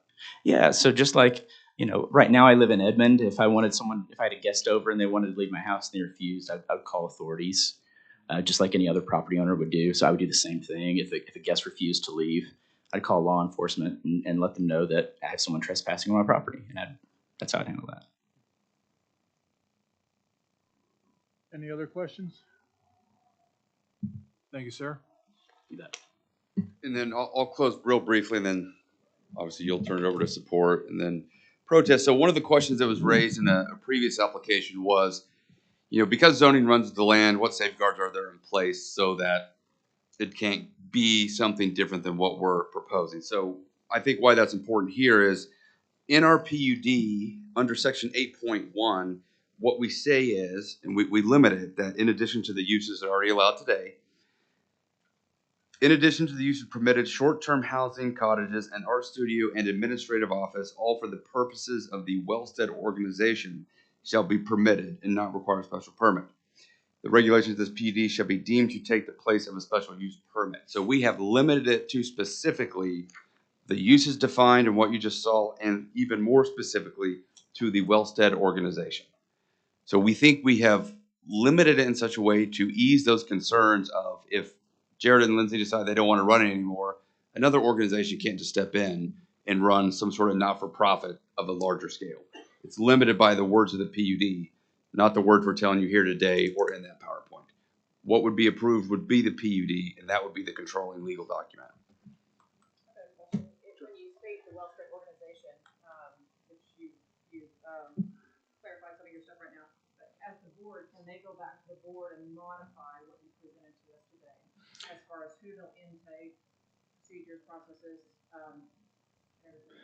So, great question. One of the ways around that is we could include, the PowerPoint as a document to the PUD and require that all procedures and guidelines as depicted in what we would label as Exhibit C would be required to be followed, so that would become part of the legal approval of this PUD. We're happy to make that modification here from the floor. And I may have missed it, but I don't see anywhere in the PUD where it talks about the limit of the total number of guests. So we can limit it to the 3 cottages. But, okay, and is that 9 people, 50 people? 6 per building. So that would be like a fire code issue in terms of the Right. square footage and people. So it's 6 per So cottage. you'd be open to eliminating to 18 people? Yes. Okay. The other thing that I didn't notice in here is the dates. The Thursday through Sunday or Wednesday, I didn't see that in there. We can add that too. Obviously, if approved. Yes, sir. Any other questions? Thank you, sir. Thank you. At this point, is there anyone here who would like to talk in favor of this project? If you could come up and state your name and address, please.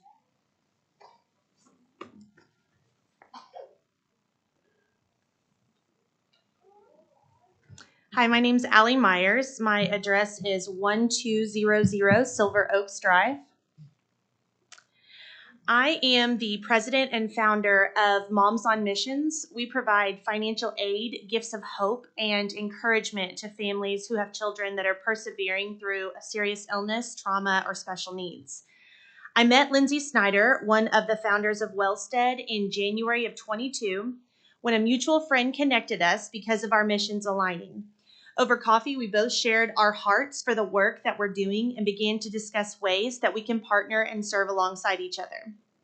One of the first things that Lindsay shared with me regarding Wellsted was her commitment to ensuring any guest on the property was securely vetted.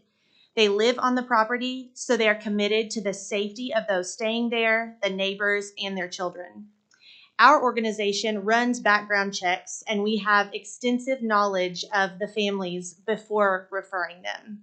Not only this, but each visiting family would first go through our background check and then an application process through Wellsted as well. The process would be much more detailed and extensive than a VRBO or an Airbnb. There are many things that Lindsay and Jared could do with this property that would be a lot less inconvenient for their family, but they've selected God's will over their own. And if you're a faith-based person, you know that that's not always the easy route to choose, and today's proof of that. I've been amazed at the thoughtfulness and attention to detail that Lindsay and Jared have had throughout building Wellsted. They have worked diligently to do everything right so that nothing would stand in their way of serving these individuals. I visited Wellsted and I've walked the property and I've experienced its beauty and can imagine the respite that it will provide. Its purpose is to provide a place of calm. I've thought about the families that our organization serves and so many individuals that will benefit from Wellsted. It's my understanding that there's some concern for the type of people that will be spending time in these 3 cottages, so I felt it best to simply introduce a couple of them to you.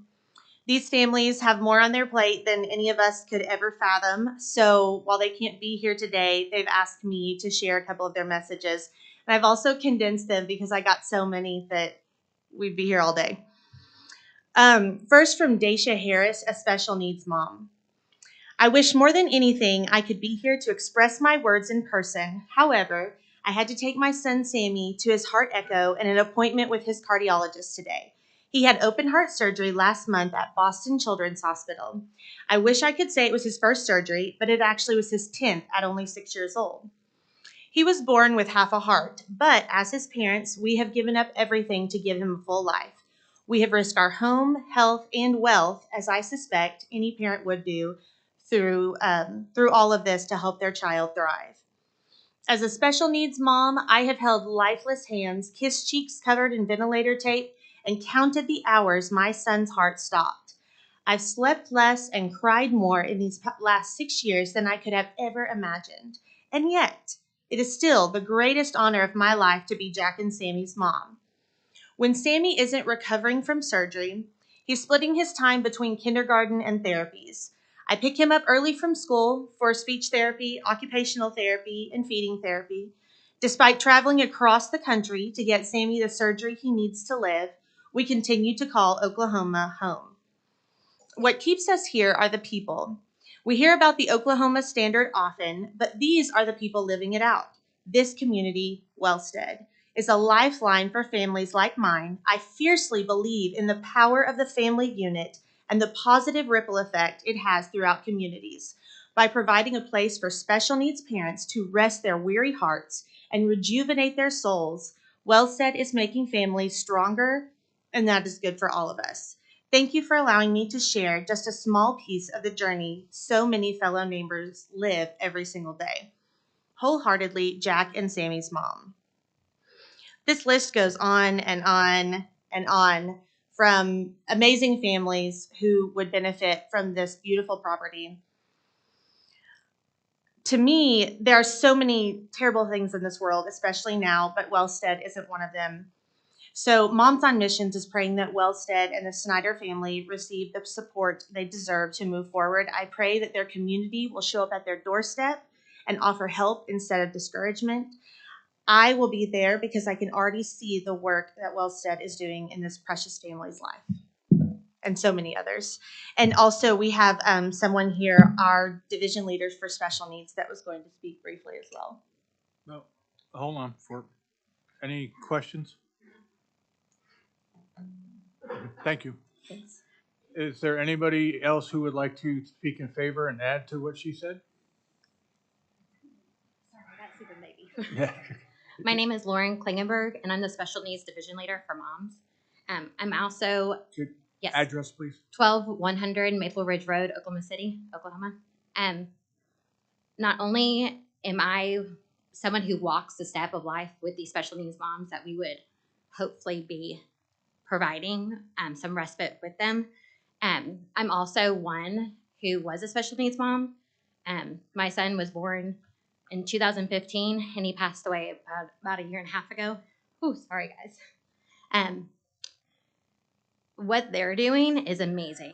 For us to have something like this in Oklahoma, where I could have taken my family and gone away just for 3 days, with or without my son, just to kind of step out of our chaos, would have been amazing for myself, being the caregiver, but also my marriage. I don't think people realize the constant worry, not only that, but the beeping and the oxygen machines and the pulse ox and the feeding tubes and the medications and the shots and the hospital visits and the therapies, just constantly absorbing your time.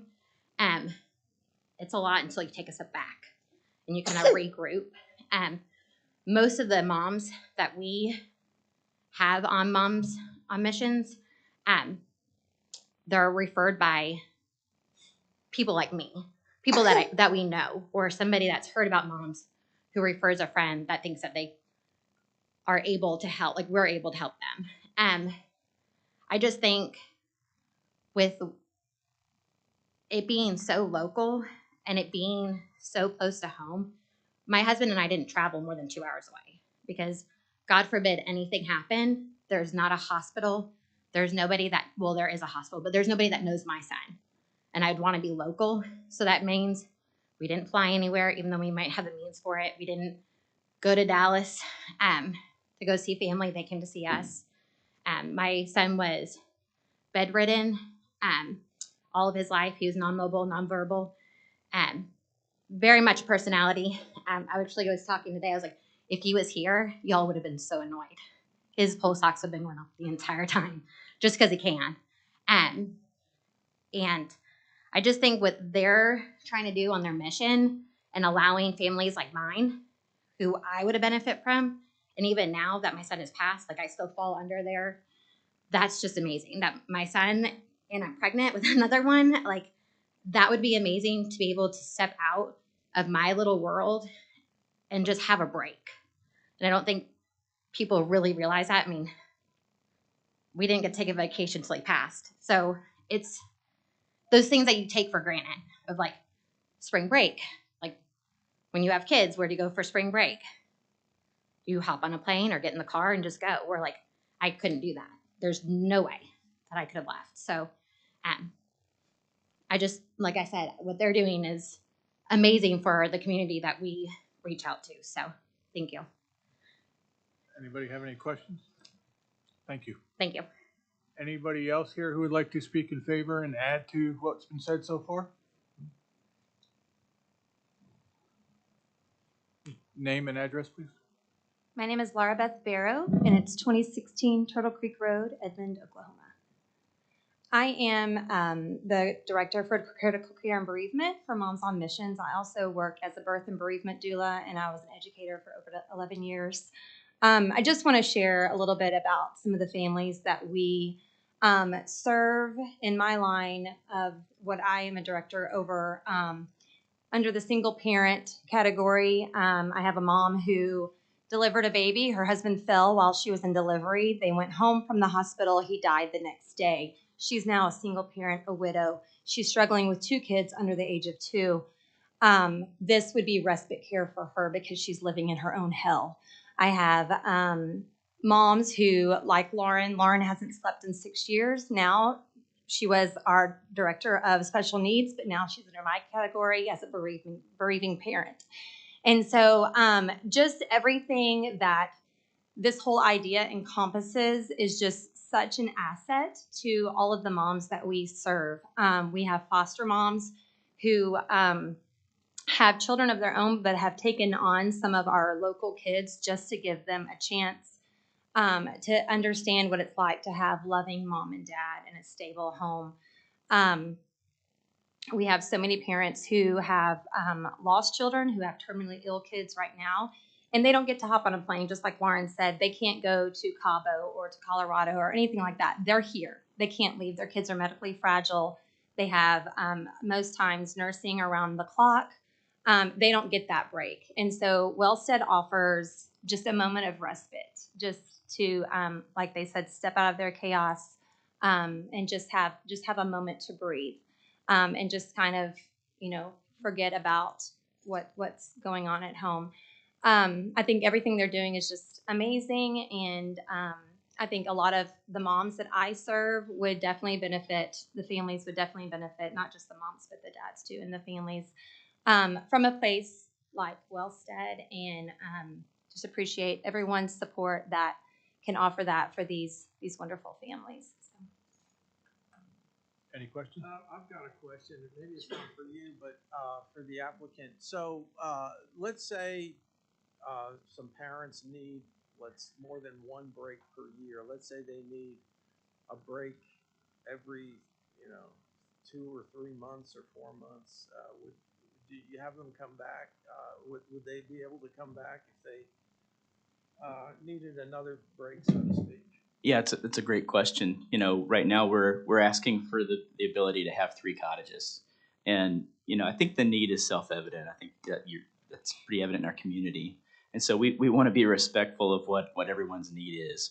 We're as we get applicants and as we approve individuals, we'll have a clear understanding of what that calendar looks like.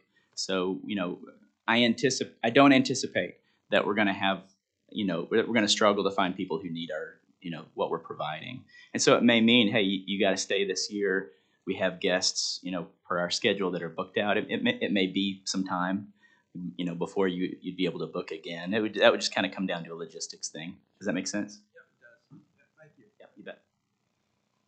Thank you. Anyone else who would like to add to what's been said so far?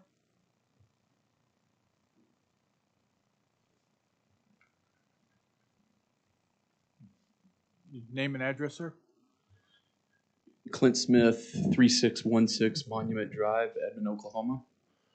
I'll keep it brief, but I've been a pastor in Oklahoma County for over 20 years now. And I just want to validate some of the statistics that were given about ministers. I can tell you, some may say that ministers just play golf and kind of hang out all the time, but I'll tell you, if you're doing it effective, it's a lot of hard work caring for people in our communities that are broken and just need help in life.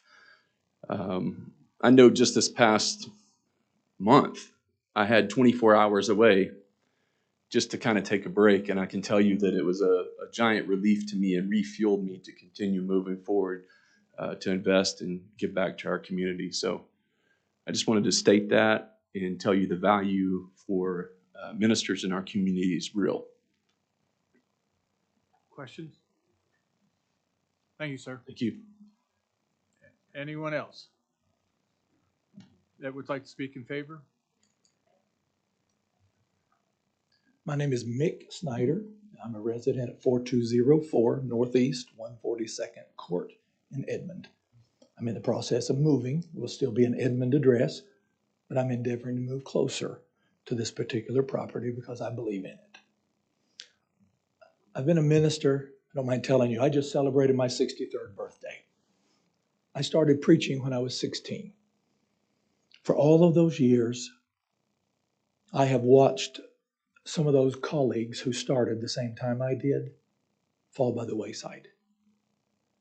I've done extensive research, a college paper, on the need to minister to ministers, to serve servants. Having worked in a denominational 4-state regional office, I've had opportunity to watch ministers rise and watch them fall. Some of them have fallen, and those falls could have been avoided if we could somehow have prevented them from burning out. Contrary to what a lot of people think about ministers, as Mr. Smith just mentioned, not all ministers drive high-dollar cars. They don't all live in beautiful, luxurious homes. Most ministers that I've had opportunity to work with in my 12 years of service in a denominational 4-state region office, most of those individuals, they are bivocational. They actually work a job to support their preaching habits. And that's what keeps them going. They have a call on their life to serve people, but they've got to make a living somehow. Many of them cannot afford to take a 3-day vacation anywhere. I'd like to just make an observation about Jared and Lindsay and the vision that they have. It is absolutely selfless on their part. While they could, without question, they could say, all right, we're going to do this at a much greatly discounted rate to help single moms or foster families or ministers. But they're actually doing it at no cost to the guest. I think that's significant. I think it speaks volumes about them. It speaks volumes of where their heart is. It's in the right place. And so as a minister, as a servant of servants, I want to encourage you. I appeal to you with the strongest sense of humanitarian need, of simple care for people who carry burdens. I don't know what it's like to be a foster parent. I hear stories. That's not easy. Thank God for those that are stepping up to 7,100 or whatever the figure was Jared mentioned. Thank God for those that are stepping up to help with those children who, for whatever reason, all of which, no doubt, are not of their own choosing. Those children are in a situation they didn't ask to be in. But somebody's stepping up to help those children who are being helped by parents, and they're helping those parents who are helping those children. I just want to tell you, for what it's worth, my position, you will never have opportunity to make a greater impact on the human good and meet human need than by allowing this to progress and for them to help people who are already heavily burdened by serving. So I appeal to you as a human being. I appeal to you as a minister, as a citizen of Oklahoma County. I'm appealing to you to actually grant this request and let them move forward and help people because the need is so great. Any questions? Thank you, sir. Anybody who would like to add something in addition to that?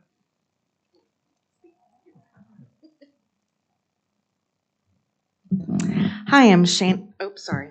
Hi, I'm Shannon Hurt. My address is 7031 North Independence Avenue.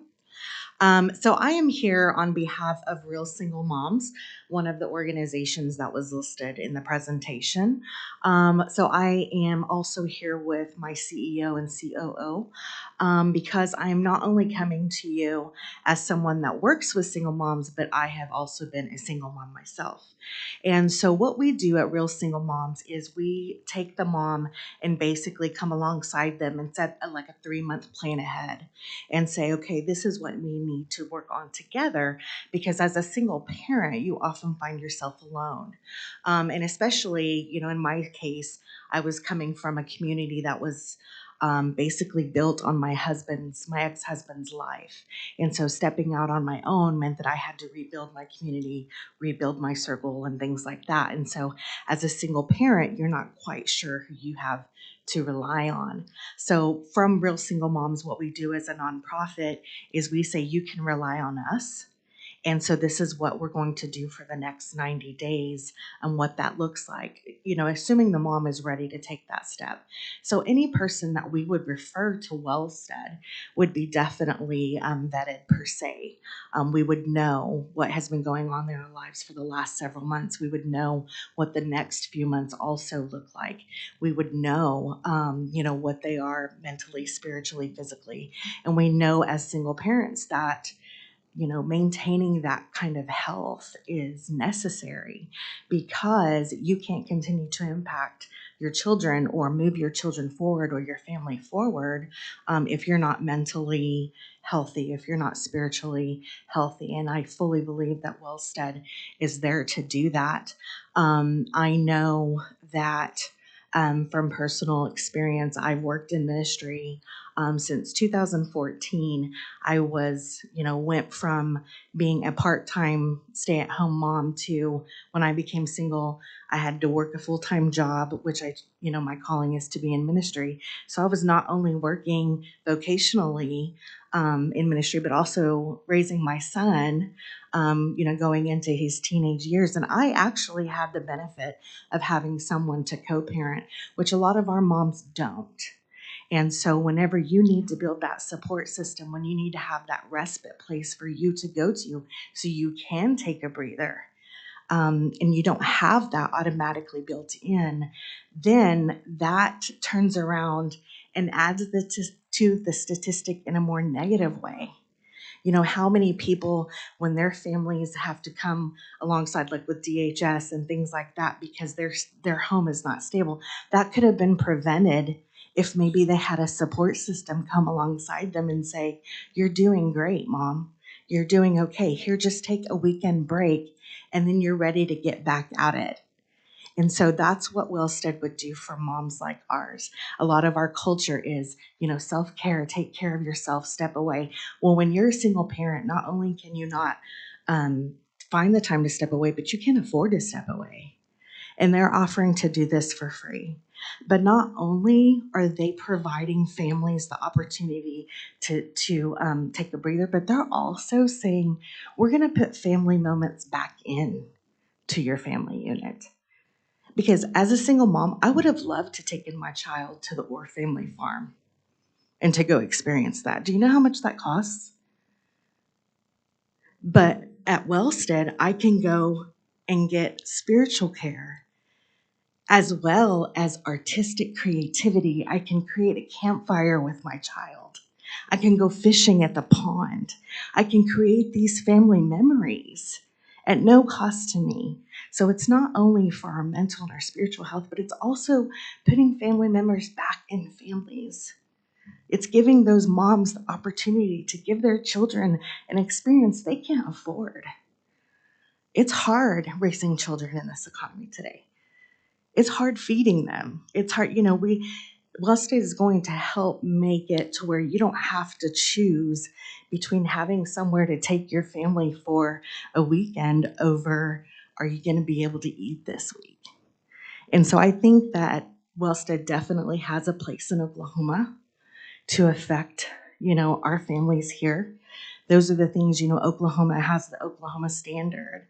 And WellState is an excellent execution of the Oklahoma standard. And so I know, if you just take a look at the room here of how many people are wanting to step outside of themselves and actually positively impact Oklahoma and our families and our future. And that, basically, I don't know, I just feel like we're just here trying to rally them on. And you guys could definitely, like Nick said, is take your place as well, and like approving them to do something that is within their full capability of doing. So anyway, so I just want to thank you guys for listening, and I hope that you guys say yes. Any questions? Okay. I think you all have done a phenomenal job explaining the need and value of this. Unless somebody has something to say different than that, I would like to open the... Okay. Okay. Christopher Heim, 3343 Stony Brook Road, Oklahoma City. I thought I could provide some insight on maybe why we ended up at this place, because I was helping at the property the day they got the news from the county when they were installing some, I think it was electric. He can inform you of kind of how we got there, but they got some news from the county that maybe this structure wasn't properly approved. So at that time, he kind of stepped back, Jared, that is, and said, we need to stop everything until we get this properly approved. And I was there that... Which structure was it? Cottage. It was cottage that was hooking up electrical, yes. At that point, I would have called Mr. Box and said, do I fit in the category? And he would have said, I think you might have been. And I would have said, okay, let's move on. That's not what the Snyders do, though. They wanted to call all the neighbors and meet with them personally. They wanted to contact an attorney. They wanted to make sure all the I's were dotted and the T's were crossed. It's not maybe what I would have done. I would have asked for forgiveness later, like we said, But that's not who the Snyders are, and that's not what they do. And that's probably why we're here today, because everything could have been done under the radar, right? We could have just moved on from that point, right? So, one thing I would like to add is some of the issues with I'm a CPA who does nonprofit auditing. These guidelines that they presented and the policies and procedures that they've put in place is pretty extraordinary when we audit these other small nonprofits. The steps that they have taken to ensure the safety of others and just the guidelines that they put in place are top notch. So I just wanted to say that, and I thank you for your time. So. Any questions? Okay, well, I don't know if it's more of maybe it's a question for Eric, or maybe it's more of a statement. Okay? Mm-hmm. So, just the idea of coming to government for permission when you don't. I feel from basically what Mr. Box said, you don't need to come to the government for permission other than, like, let's say if it's a structure that people are going to live in it, there's certain electrical regulations, plumbing, just for the health and safety of the occupants. So, Eric, if there's a building even if it's a temporary, okay, let's say the people are only gonna occupy it for 3 days, but still in all, you would, it would have Let to. me interrupt you for a second. You can have a seat. Thank you. Oh, I'm Yeah, sorry. yeah, Okay. yeah, you're good. Go ahead. So,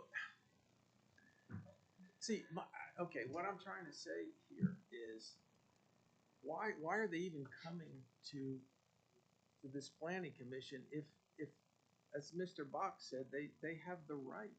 They don't need government permission from us. Well, it's Other not, than- it's not up to Mr. Box to make that decision at the end of the day. That's why I'm employed by the county. So it's my job to interpret the regulation as it currently sits. My interpretation is that this is in a gray area of the regulation. We've had similar applications, minus the living component, that are similar to what they're wanting to do in the past, that have come to the planning commission to be heard.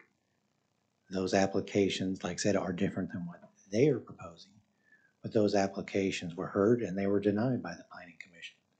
One was done by an organization called the Green Shoe Foundation. One was by another organization called Catch a Glimpse, if I recall correctly. So you may disagree with my approach to this, but ultimately, if this board or the DA feels that I'm in error, then it'll be similar to the food truck. Then they will get their money back and then on they go. I make decisions every day that do not come in front of this board. Every single day, many decisions. So obviously, if this particular case is in front of you, it's because I felt that it was important enough to be in front of you, to where I myself am not comfortable making that decision my own. Obviously, the people that are adjacent to this particular piece of property have a similar concern. So that's why this application is in front of you today. That's not up to Mr. Box to make that decision. He can state his argument, but it is not his decision. Some days you just miss Tyler, don't you? No, I don't mind at all. Teasing. It doesn't bother me at all. If the county feels that this particular application or anything else, I am not doing my job properly, please let me know. I know where the door is, so that does not bother me. That's okay. With that said, though, let's open up the floor to people who may be against this proposal. One more question, Eric. It's 3:49. So, are we able to go, how long can we go? We can go as long as you want. As long as we want. We're gonna hopefully not go much longer, but with that said, is there somebody here who would like to speak against this proposal? If you wouldn't mind coming up and giving us your name and address, please.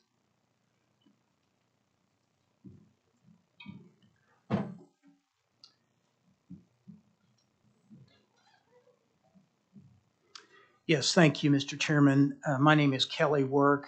My office address is 105 North Hudson, Suite 304, Oklahoma City.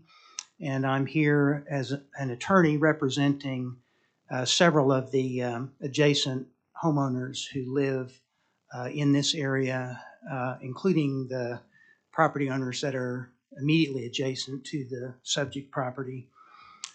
They're also here. I'm representing Danielle and Clint Cheney, Tim and Teresa Kennemer, Dr. Savash Nail, Brandy and James Langston. They all own homes and that surround the subject property and live there. I also represent Michael and Colby Kennemer, Tim and Teresa's son and daughter-in-law. They actually own property just to the south of the subject property, and they have not yet, but do intend to build their home on that property. There are also a number of other residents that are immediately surrounding the subject property who are also present, and they include those that I mentioned, first of all, are here. I know Dr. Nile was here but had to leave because he had an appointment with a patient and was not able to stay longer. But also present is Sherry Langston, who lives at the north line, Sherry Muck, who lives at the west line of the subject property, and then Leslie and Donnie Huffnagel, who are also to the west and north of the subject property. And then Mr. Chuck Garrison is present, is also a neighbor, and then Jennifer Edmondson is also present.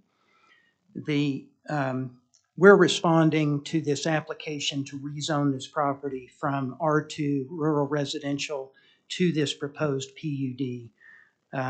We received notice of the application and were advised of the hearing first in December, and then that hearing, as you all know, was continued to today. We are opposed to this request to rezone the property to this proposed PUD and ask that you deny it. We do not agree that the proposed uses that this applicant plans for this property would be permitted uses within the R2 rural residential district, which is how the property is presently zoned. This is not proposed to be a community recreation facility. It's not proposed to be a church, and it's not proposed to be a group home for disabled persons. It's none of those uses, the ones that Mr. Box referenced in his opening comments, that would be uses that would be permitted without any additional approval in the R2 district. This requested change to allow the uses that are proposed as part of this PUD are contrary to what the county's master plan calls for this area. The master plan designates this area to be rural residential.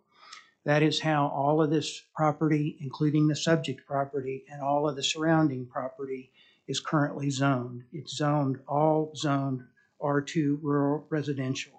It is characterized by single-family homes on acreage tracts and agricultural uses. This proposed PUD would be a significant departure from that. It includes administrative and counseling offices. They will have employees and volunteers coming to the site. I do want to mention what is actually proposed as part of the PUD based on what has been presented in the materials that were submitted with the application. It is essentially proposed to include a residential care facility, a camp with short-term housing, counseling services, and then group and individual recreation activities. On their printed material and on their Facebook page and other social media sites, the organization advertises that they are a member of a camp and conference association. What they have described in their materials is essentially a residential care facility and camp to serve people that includes, under the terms that are explained in the PUD document, anyone that has experienced a personal tragedy.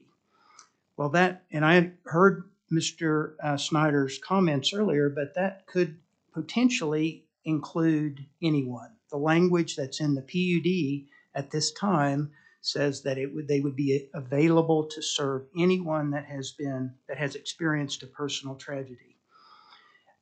Although the PUD document describes them as housing cottages, what they are actually proposing and have moved one onto the property is to move pre-manufactured tiny homes onto the property. In addition to the single-family home that is under construction on the subject property, the owners began installing other prefabricated buildings for this planned facility without having made the necessary request to change the zoning to allow the use that they planned for the property.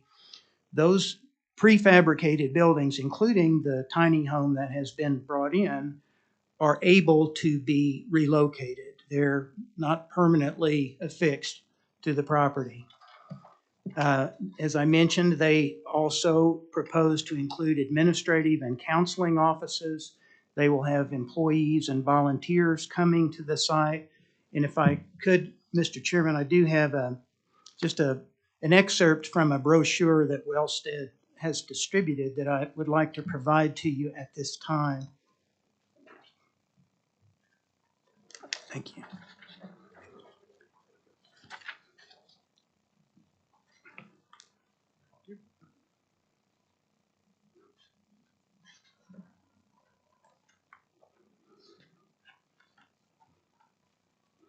As I understand, this is an excerpt from a larger brochure that it was a informational and fundraising and volunteer solicitation, as I understand it.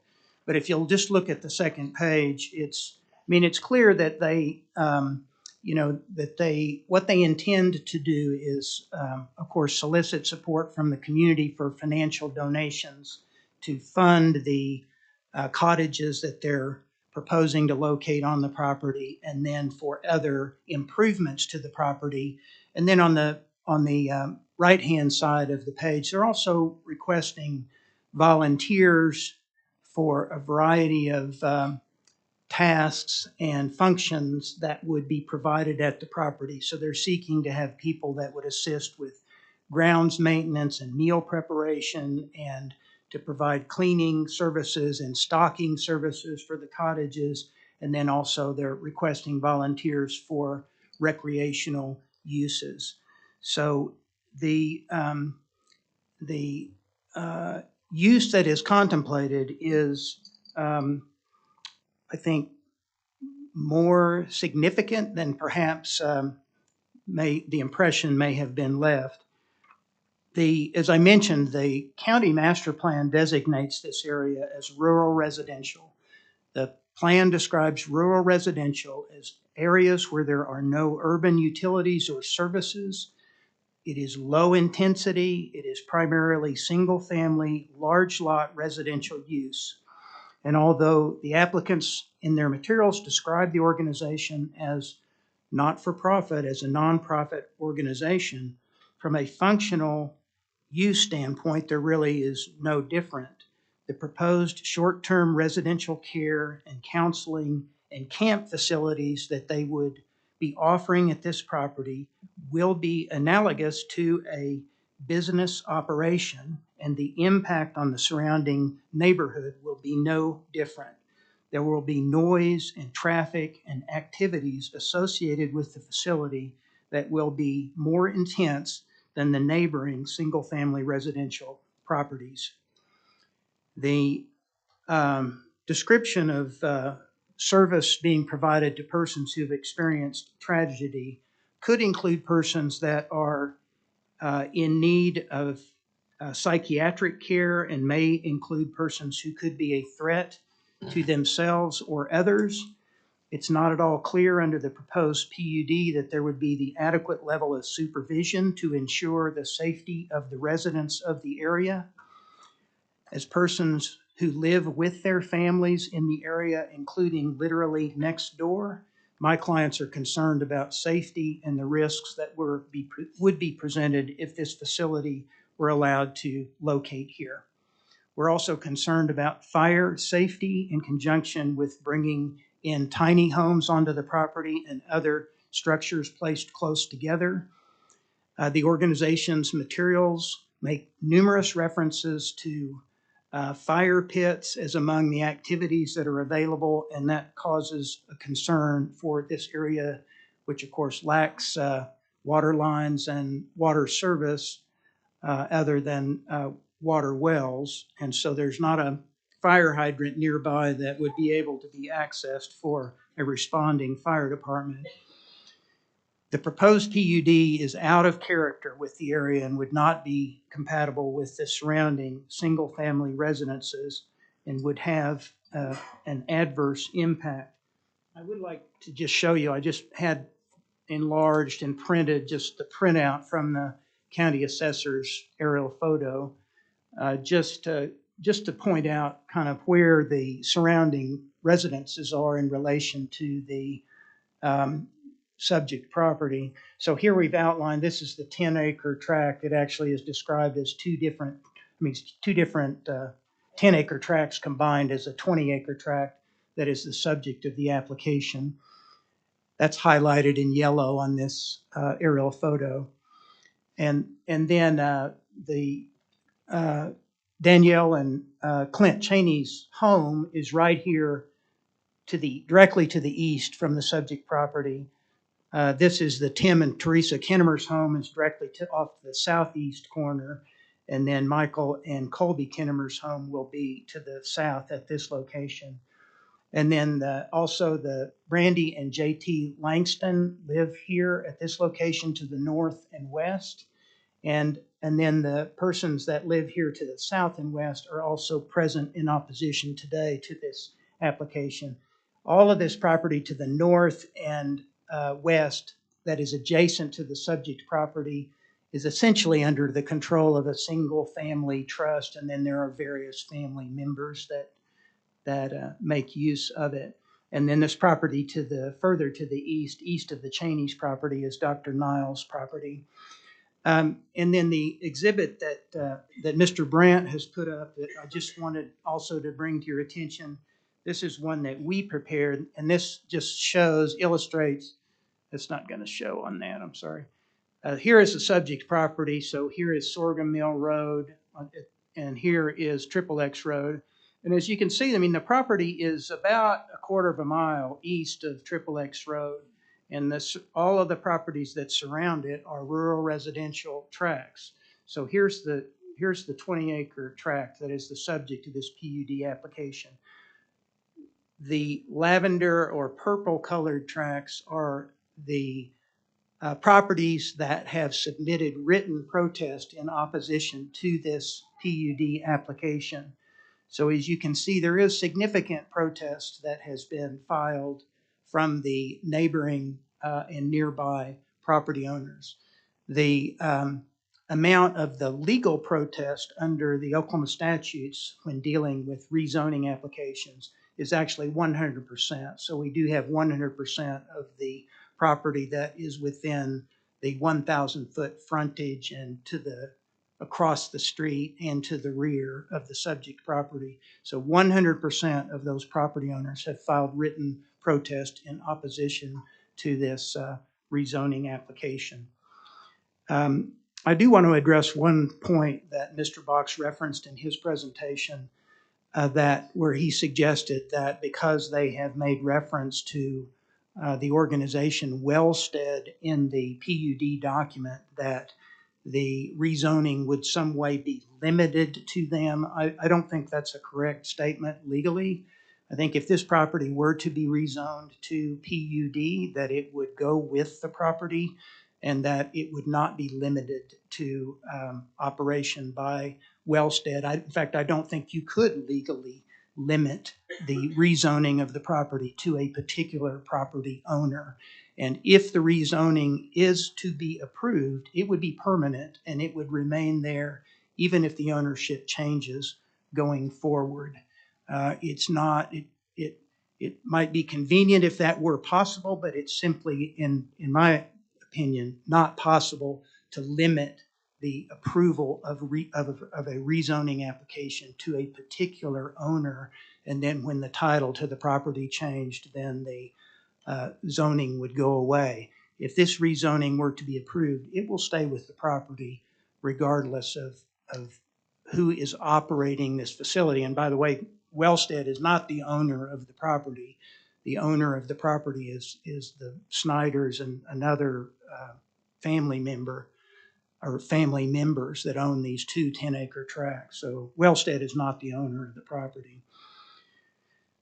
There are a number of these neighboring residents that would like to offer some additional comments to you, but I just in closing, I just want to say that this requested rezoning, would be required in order for these proposed uses to be made on this property, and that it is contrary to what the county's comprehensive plan calls for this area, and it would be have a significant adverse impact on these surrounding homeowners who live in the area and have made significant investments in reliance both on the county's comprehensive plan and on the R2, the existing R2 zoning. So we would request that you recommend denial of this PUD, and then I know there are a number of the residents that would like to address you. Thank you for your attention. Questions? Thank you, sir. As we do understand, there's people who have opinions against this, but he did a very extensive job of explaining. So if there's something in addition to what the gentleman just said, please come up and speak. But if you're just coming up to say you're against it, we get it. We've seen it. We understand. So, but that said, is there anybody else who would like to make an additional remark as to reason why they shouldn't? Sir? Your name and address, please. Name is Tim Kennemer. My address is 17400 East Sorghum Mill Road, Luther. And I'm here with my wife, and we are property owners, adjacent property owners to the south. And we're in opposition to this requested PUD. Most of the neighbors and community concerns were addressed in lots of letters that you guys were sent. And Mr. Work presented our case very well. I just want to touch on just a couple of points, maybe take like 1 minute. Sure. My wife and I, we bought the 43 acres about 4.5 years ago to build our retirement home. And we chose this area because it's zoned agricultural and rural residential.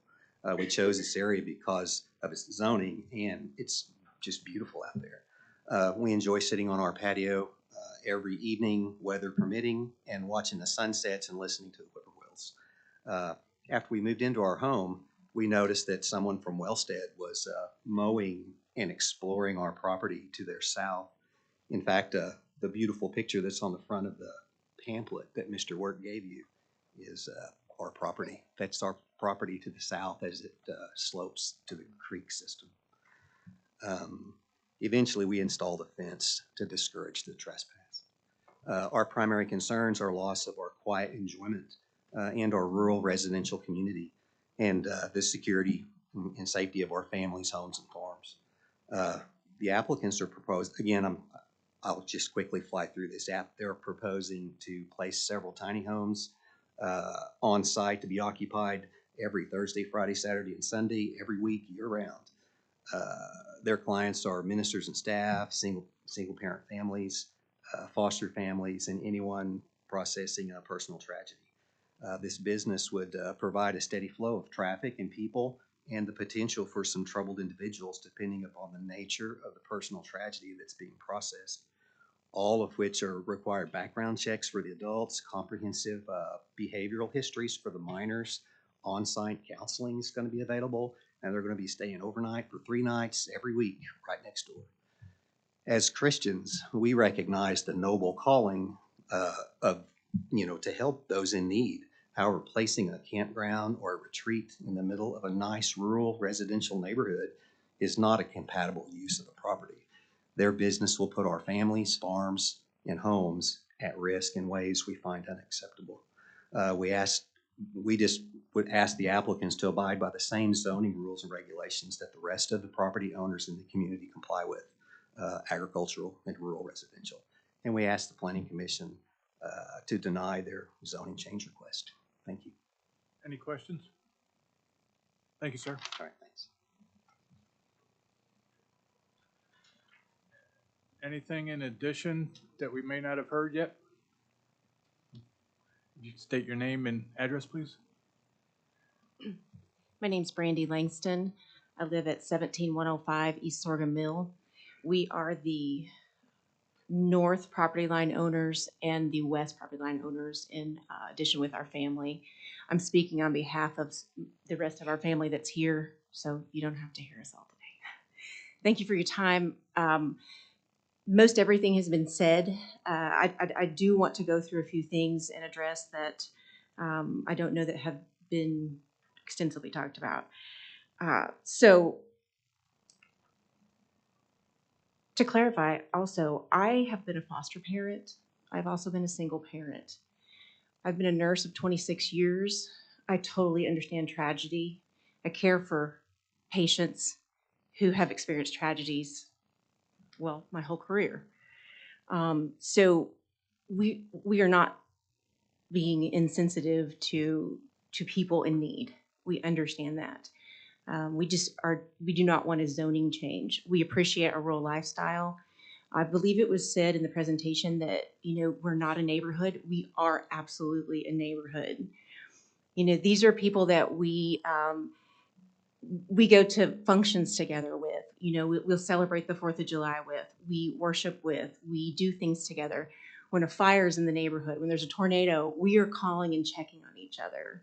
We are 100% a neighborhood.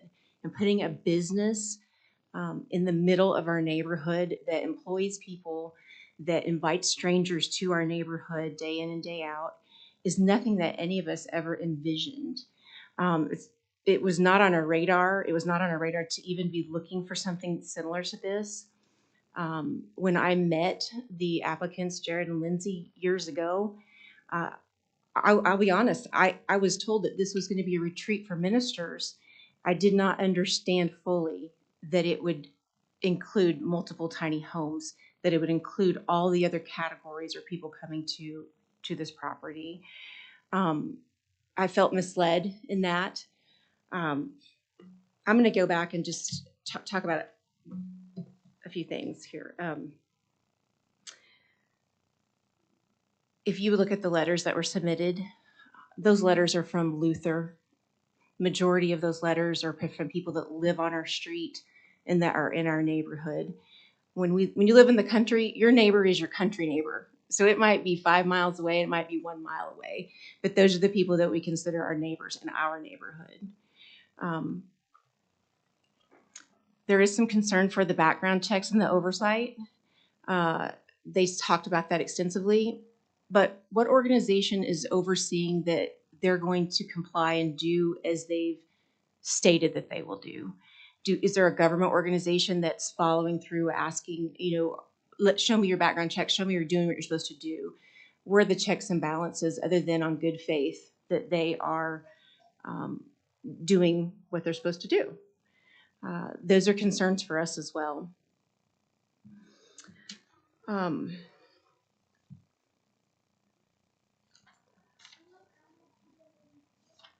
not going to read my whole thing to you. You've heard it, but I do want to end with, Wellstead's mission is good and it's a noble cause. The concern is the location. It's also concerning that this location is a very small 10-acre plot of land.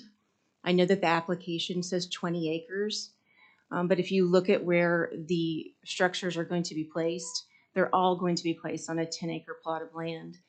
In our neighborhood, that's an extremely small amount of land, especially when you're talking about a campground and a retreat. There are times when good intentions have unintended consequences. We believe as neighbors collectively, that there's certainly a lot of unintended consequences could come from this Wellstead being placed in our community. The neighbors that oppose this PUD were not bad people. We also serve on boards. We serve in different capacities in our community. I won't get into all the different things and ways that we do that, but we do care about the community and we do care about the people of Oklahoma. But we also appreciate living in a rural residential community. Each of us here in opposition to the zoning change and business development in our community actually live on the land or adjacent to it. I believe I said that. If you would please consider denying the application, we appreciate your consideration. Any questions? Thank you. Well, I think that's pretty extensive on that side as well. Eric?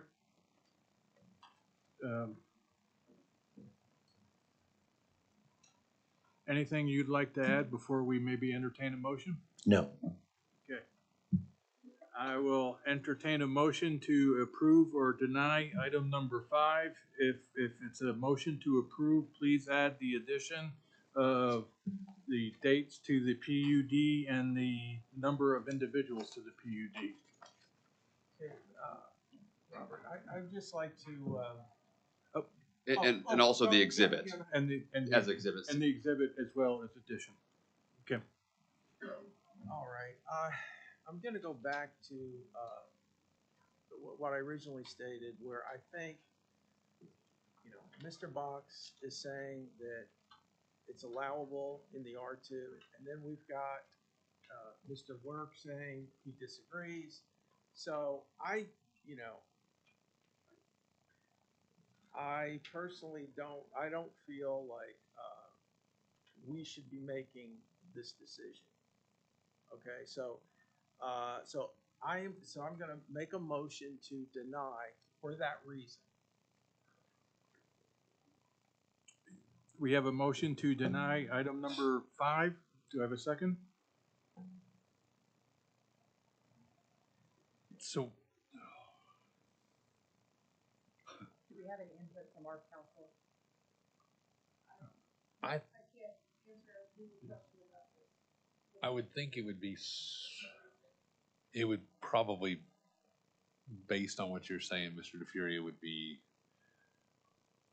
a better course of action to defer pending a legal opinion provided by the DA's office, and allowing them the time to research this to see how everything falls. But I noticed on, if you want to pull Kelly Work's picture up, for instance, I noticed something rather interesting when it comes to zoning and our regulations.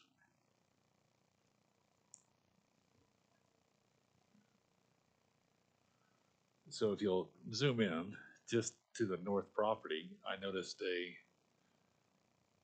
runway and airplane. Can you tell me what kind of zoning requirements we have, or do we allow airplanes and runways? That's a good question. There was a case that we had many years ago out in District 3 off of Northwest 178th MacArthur, where there was a gentleman who was doing that exact same thing in a floodplain. There was extensive conversation about that, and at the end of the day, his request to continue to land the plane there was denied. But I know, based on phone calls, that he essentially continued to do what he wanted to do at that point in time. Now, that was Right. many years ago, and I haven't heard anything since, so either he doesn't live there anymore, I or do believe he's... Mr. White has moved. Okay. So, But there is...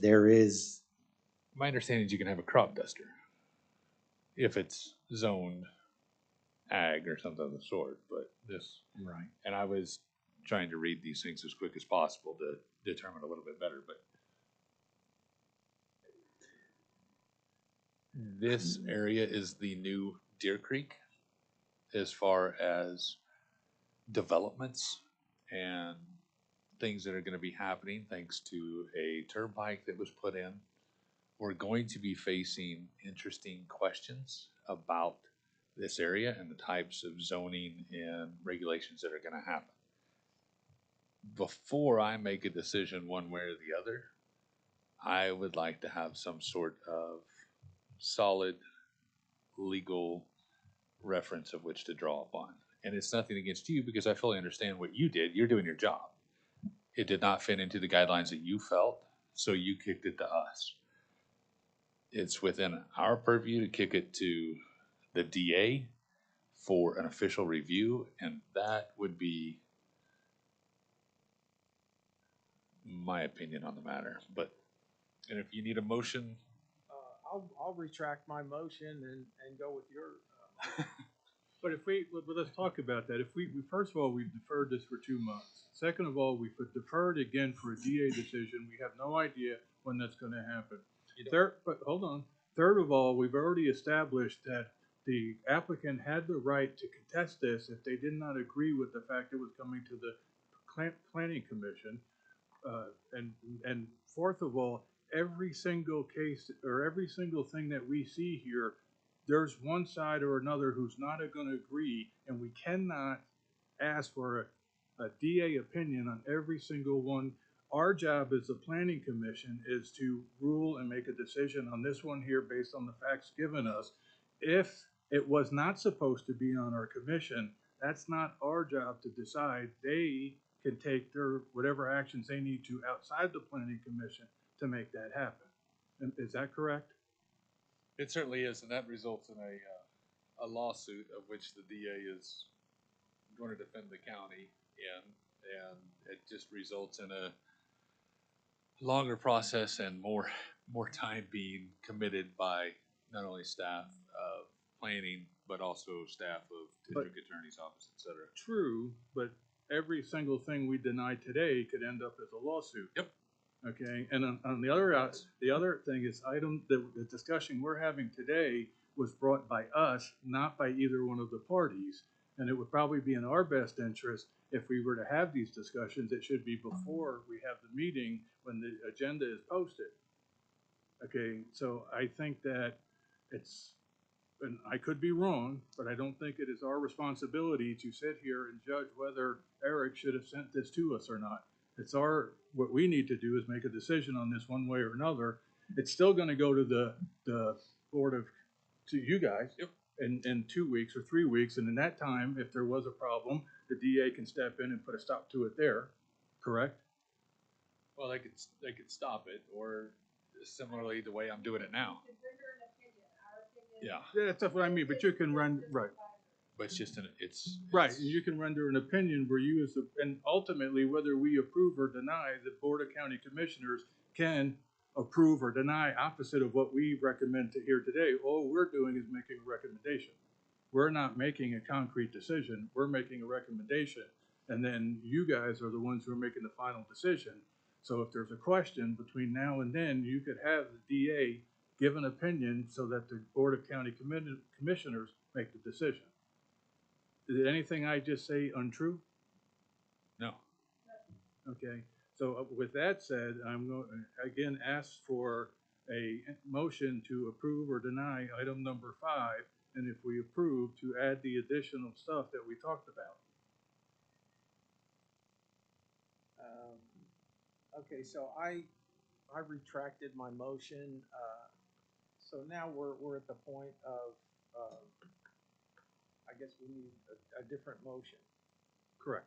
So we're looking for a new motion to approve or deny item number 5 with an approval motion to add the additional items mentioned in discussion. I do have a question. Of course you do. Of course I do. So the comment came up about the location of the mobile homes, the tiny homes, being able to be moved because they're not permanent structures. So if we did decide to move forward, this PUD states where these buildings are located, correct? They can't transfer them to different portions of the property. So we can stipulate that they have to be located where they are displayed on the site plan.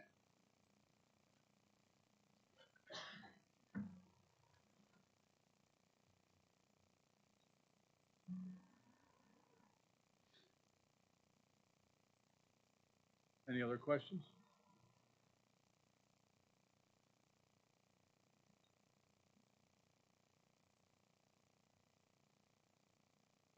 Okay, I'm gonna go ahead and make my motion to deny, because if they can go ahead and do it anyway, and just, okay, Mr. Box, you wanna say something? We're happy to subject ourselves to the planning commission. I agree with the chair that the role of the planning commission now is to determine whether or not to recommend approval of the PUD based upon whether or not, with all of the things we've placed in it, it is compatible. Perhaps it's my fault that we've become so derailed. The point I was trying to make is our use, we think, fits within what is allowed under R2 because of all the 3 things that are allowed that I talked about. Our use as defined is not specifically provided in the code because it's so unique. My point was only that our use as defined and now further curtailed based upon the things we place in the PUD are less intensive than 3 separate use units that are permitted by right. And I agree with the county planner that our use does not fit into perfectly any of the uses that have a P next to it. But when you can draw pieces of those three, it's in line and less intense than those three use units. But we are happy to be subjected to the county's planning commission and ultimately board of county commissioners.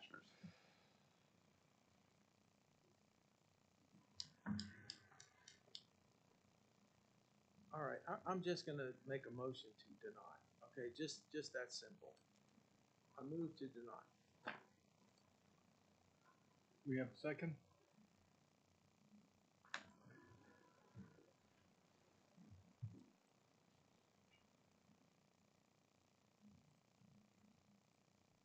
And if we do get a second, that doesn't mean we can vote it down. Just by having a second and having a vote doesn't mean we agree with the fact or disagree with the fact of what the motion was. So there's not having a second. So it's not having a second. So then, with that said, do we have a motion to approve?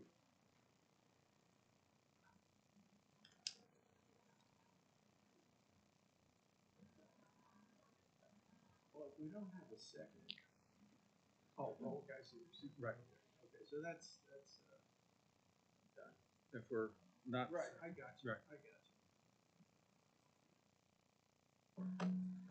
I get it's a gray area and I get the concerns, on both sides. You got commercial property around, and there's an industrial, is there not, did I not see industrial on one of them?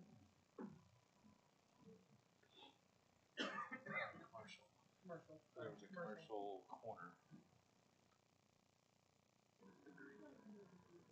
Yeah, it was zoned, it was a green. Right there, Right there, industrial. purple. Zone industrial. That was done back in the 80s.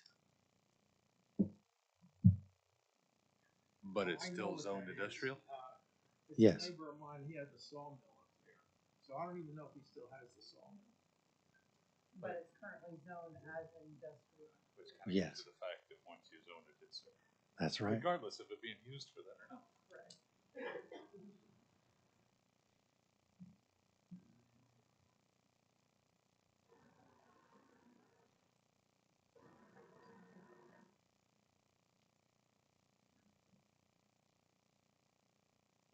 He cut down trees on his property and it was just one of these bandsaw sawmills and I think he just used the wood for, I don't think he sold it or anything.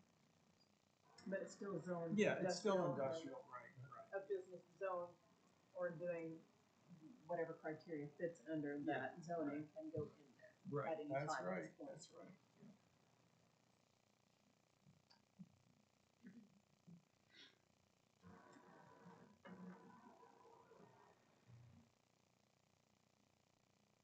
That mean you're gonna make a motion to approve? I'm gonna make a motion to approve with the HUD and the site plan submitted with the additional schedules and addendums, and the additional language that we discussed.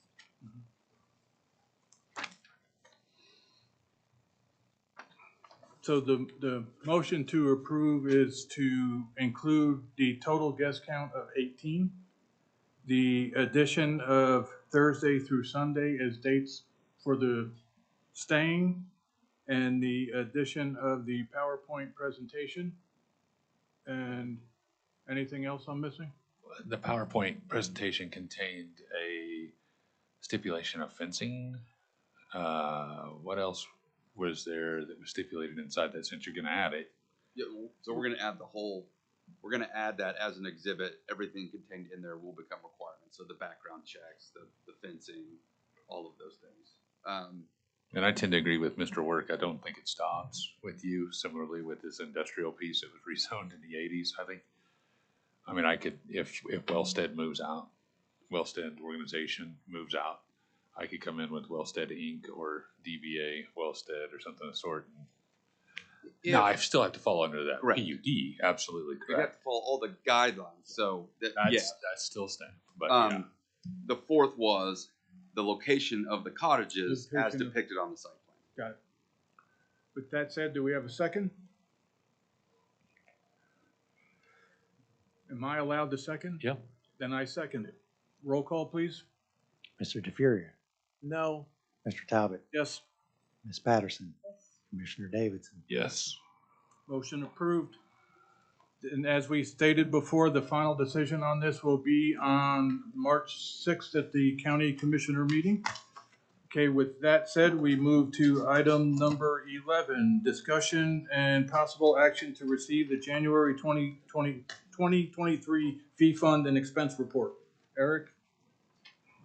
I don't have anything to add. You have the information there. I mean, Did we make any money? it's gone up from the previous months, yes, but I think it's gonna go back down in the coming months as well. Okay. Do I have a motion to receive the fee fund report? So moved. Second. Roll call?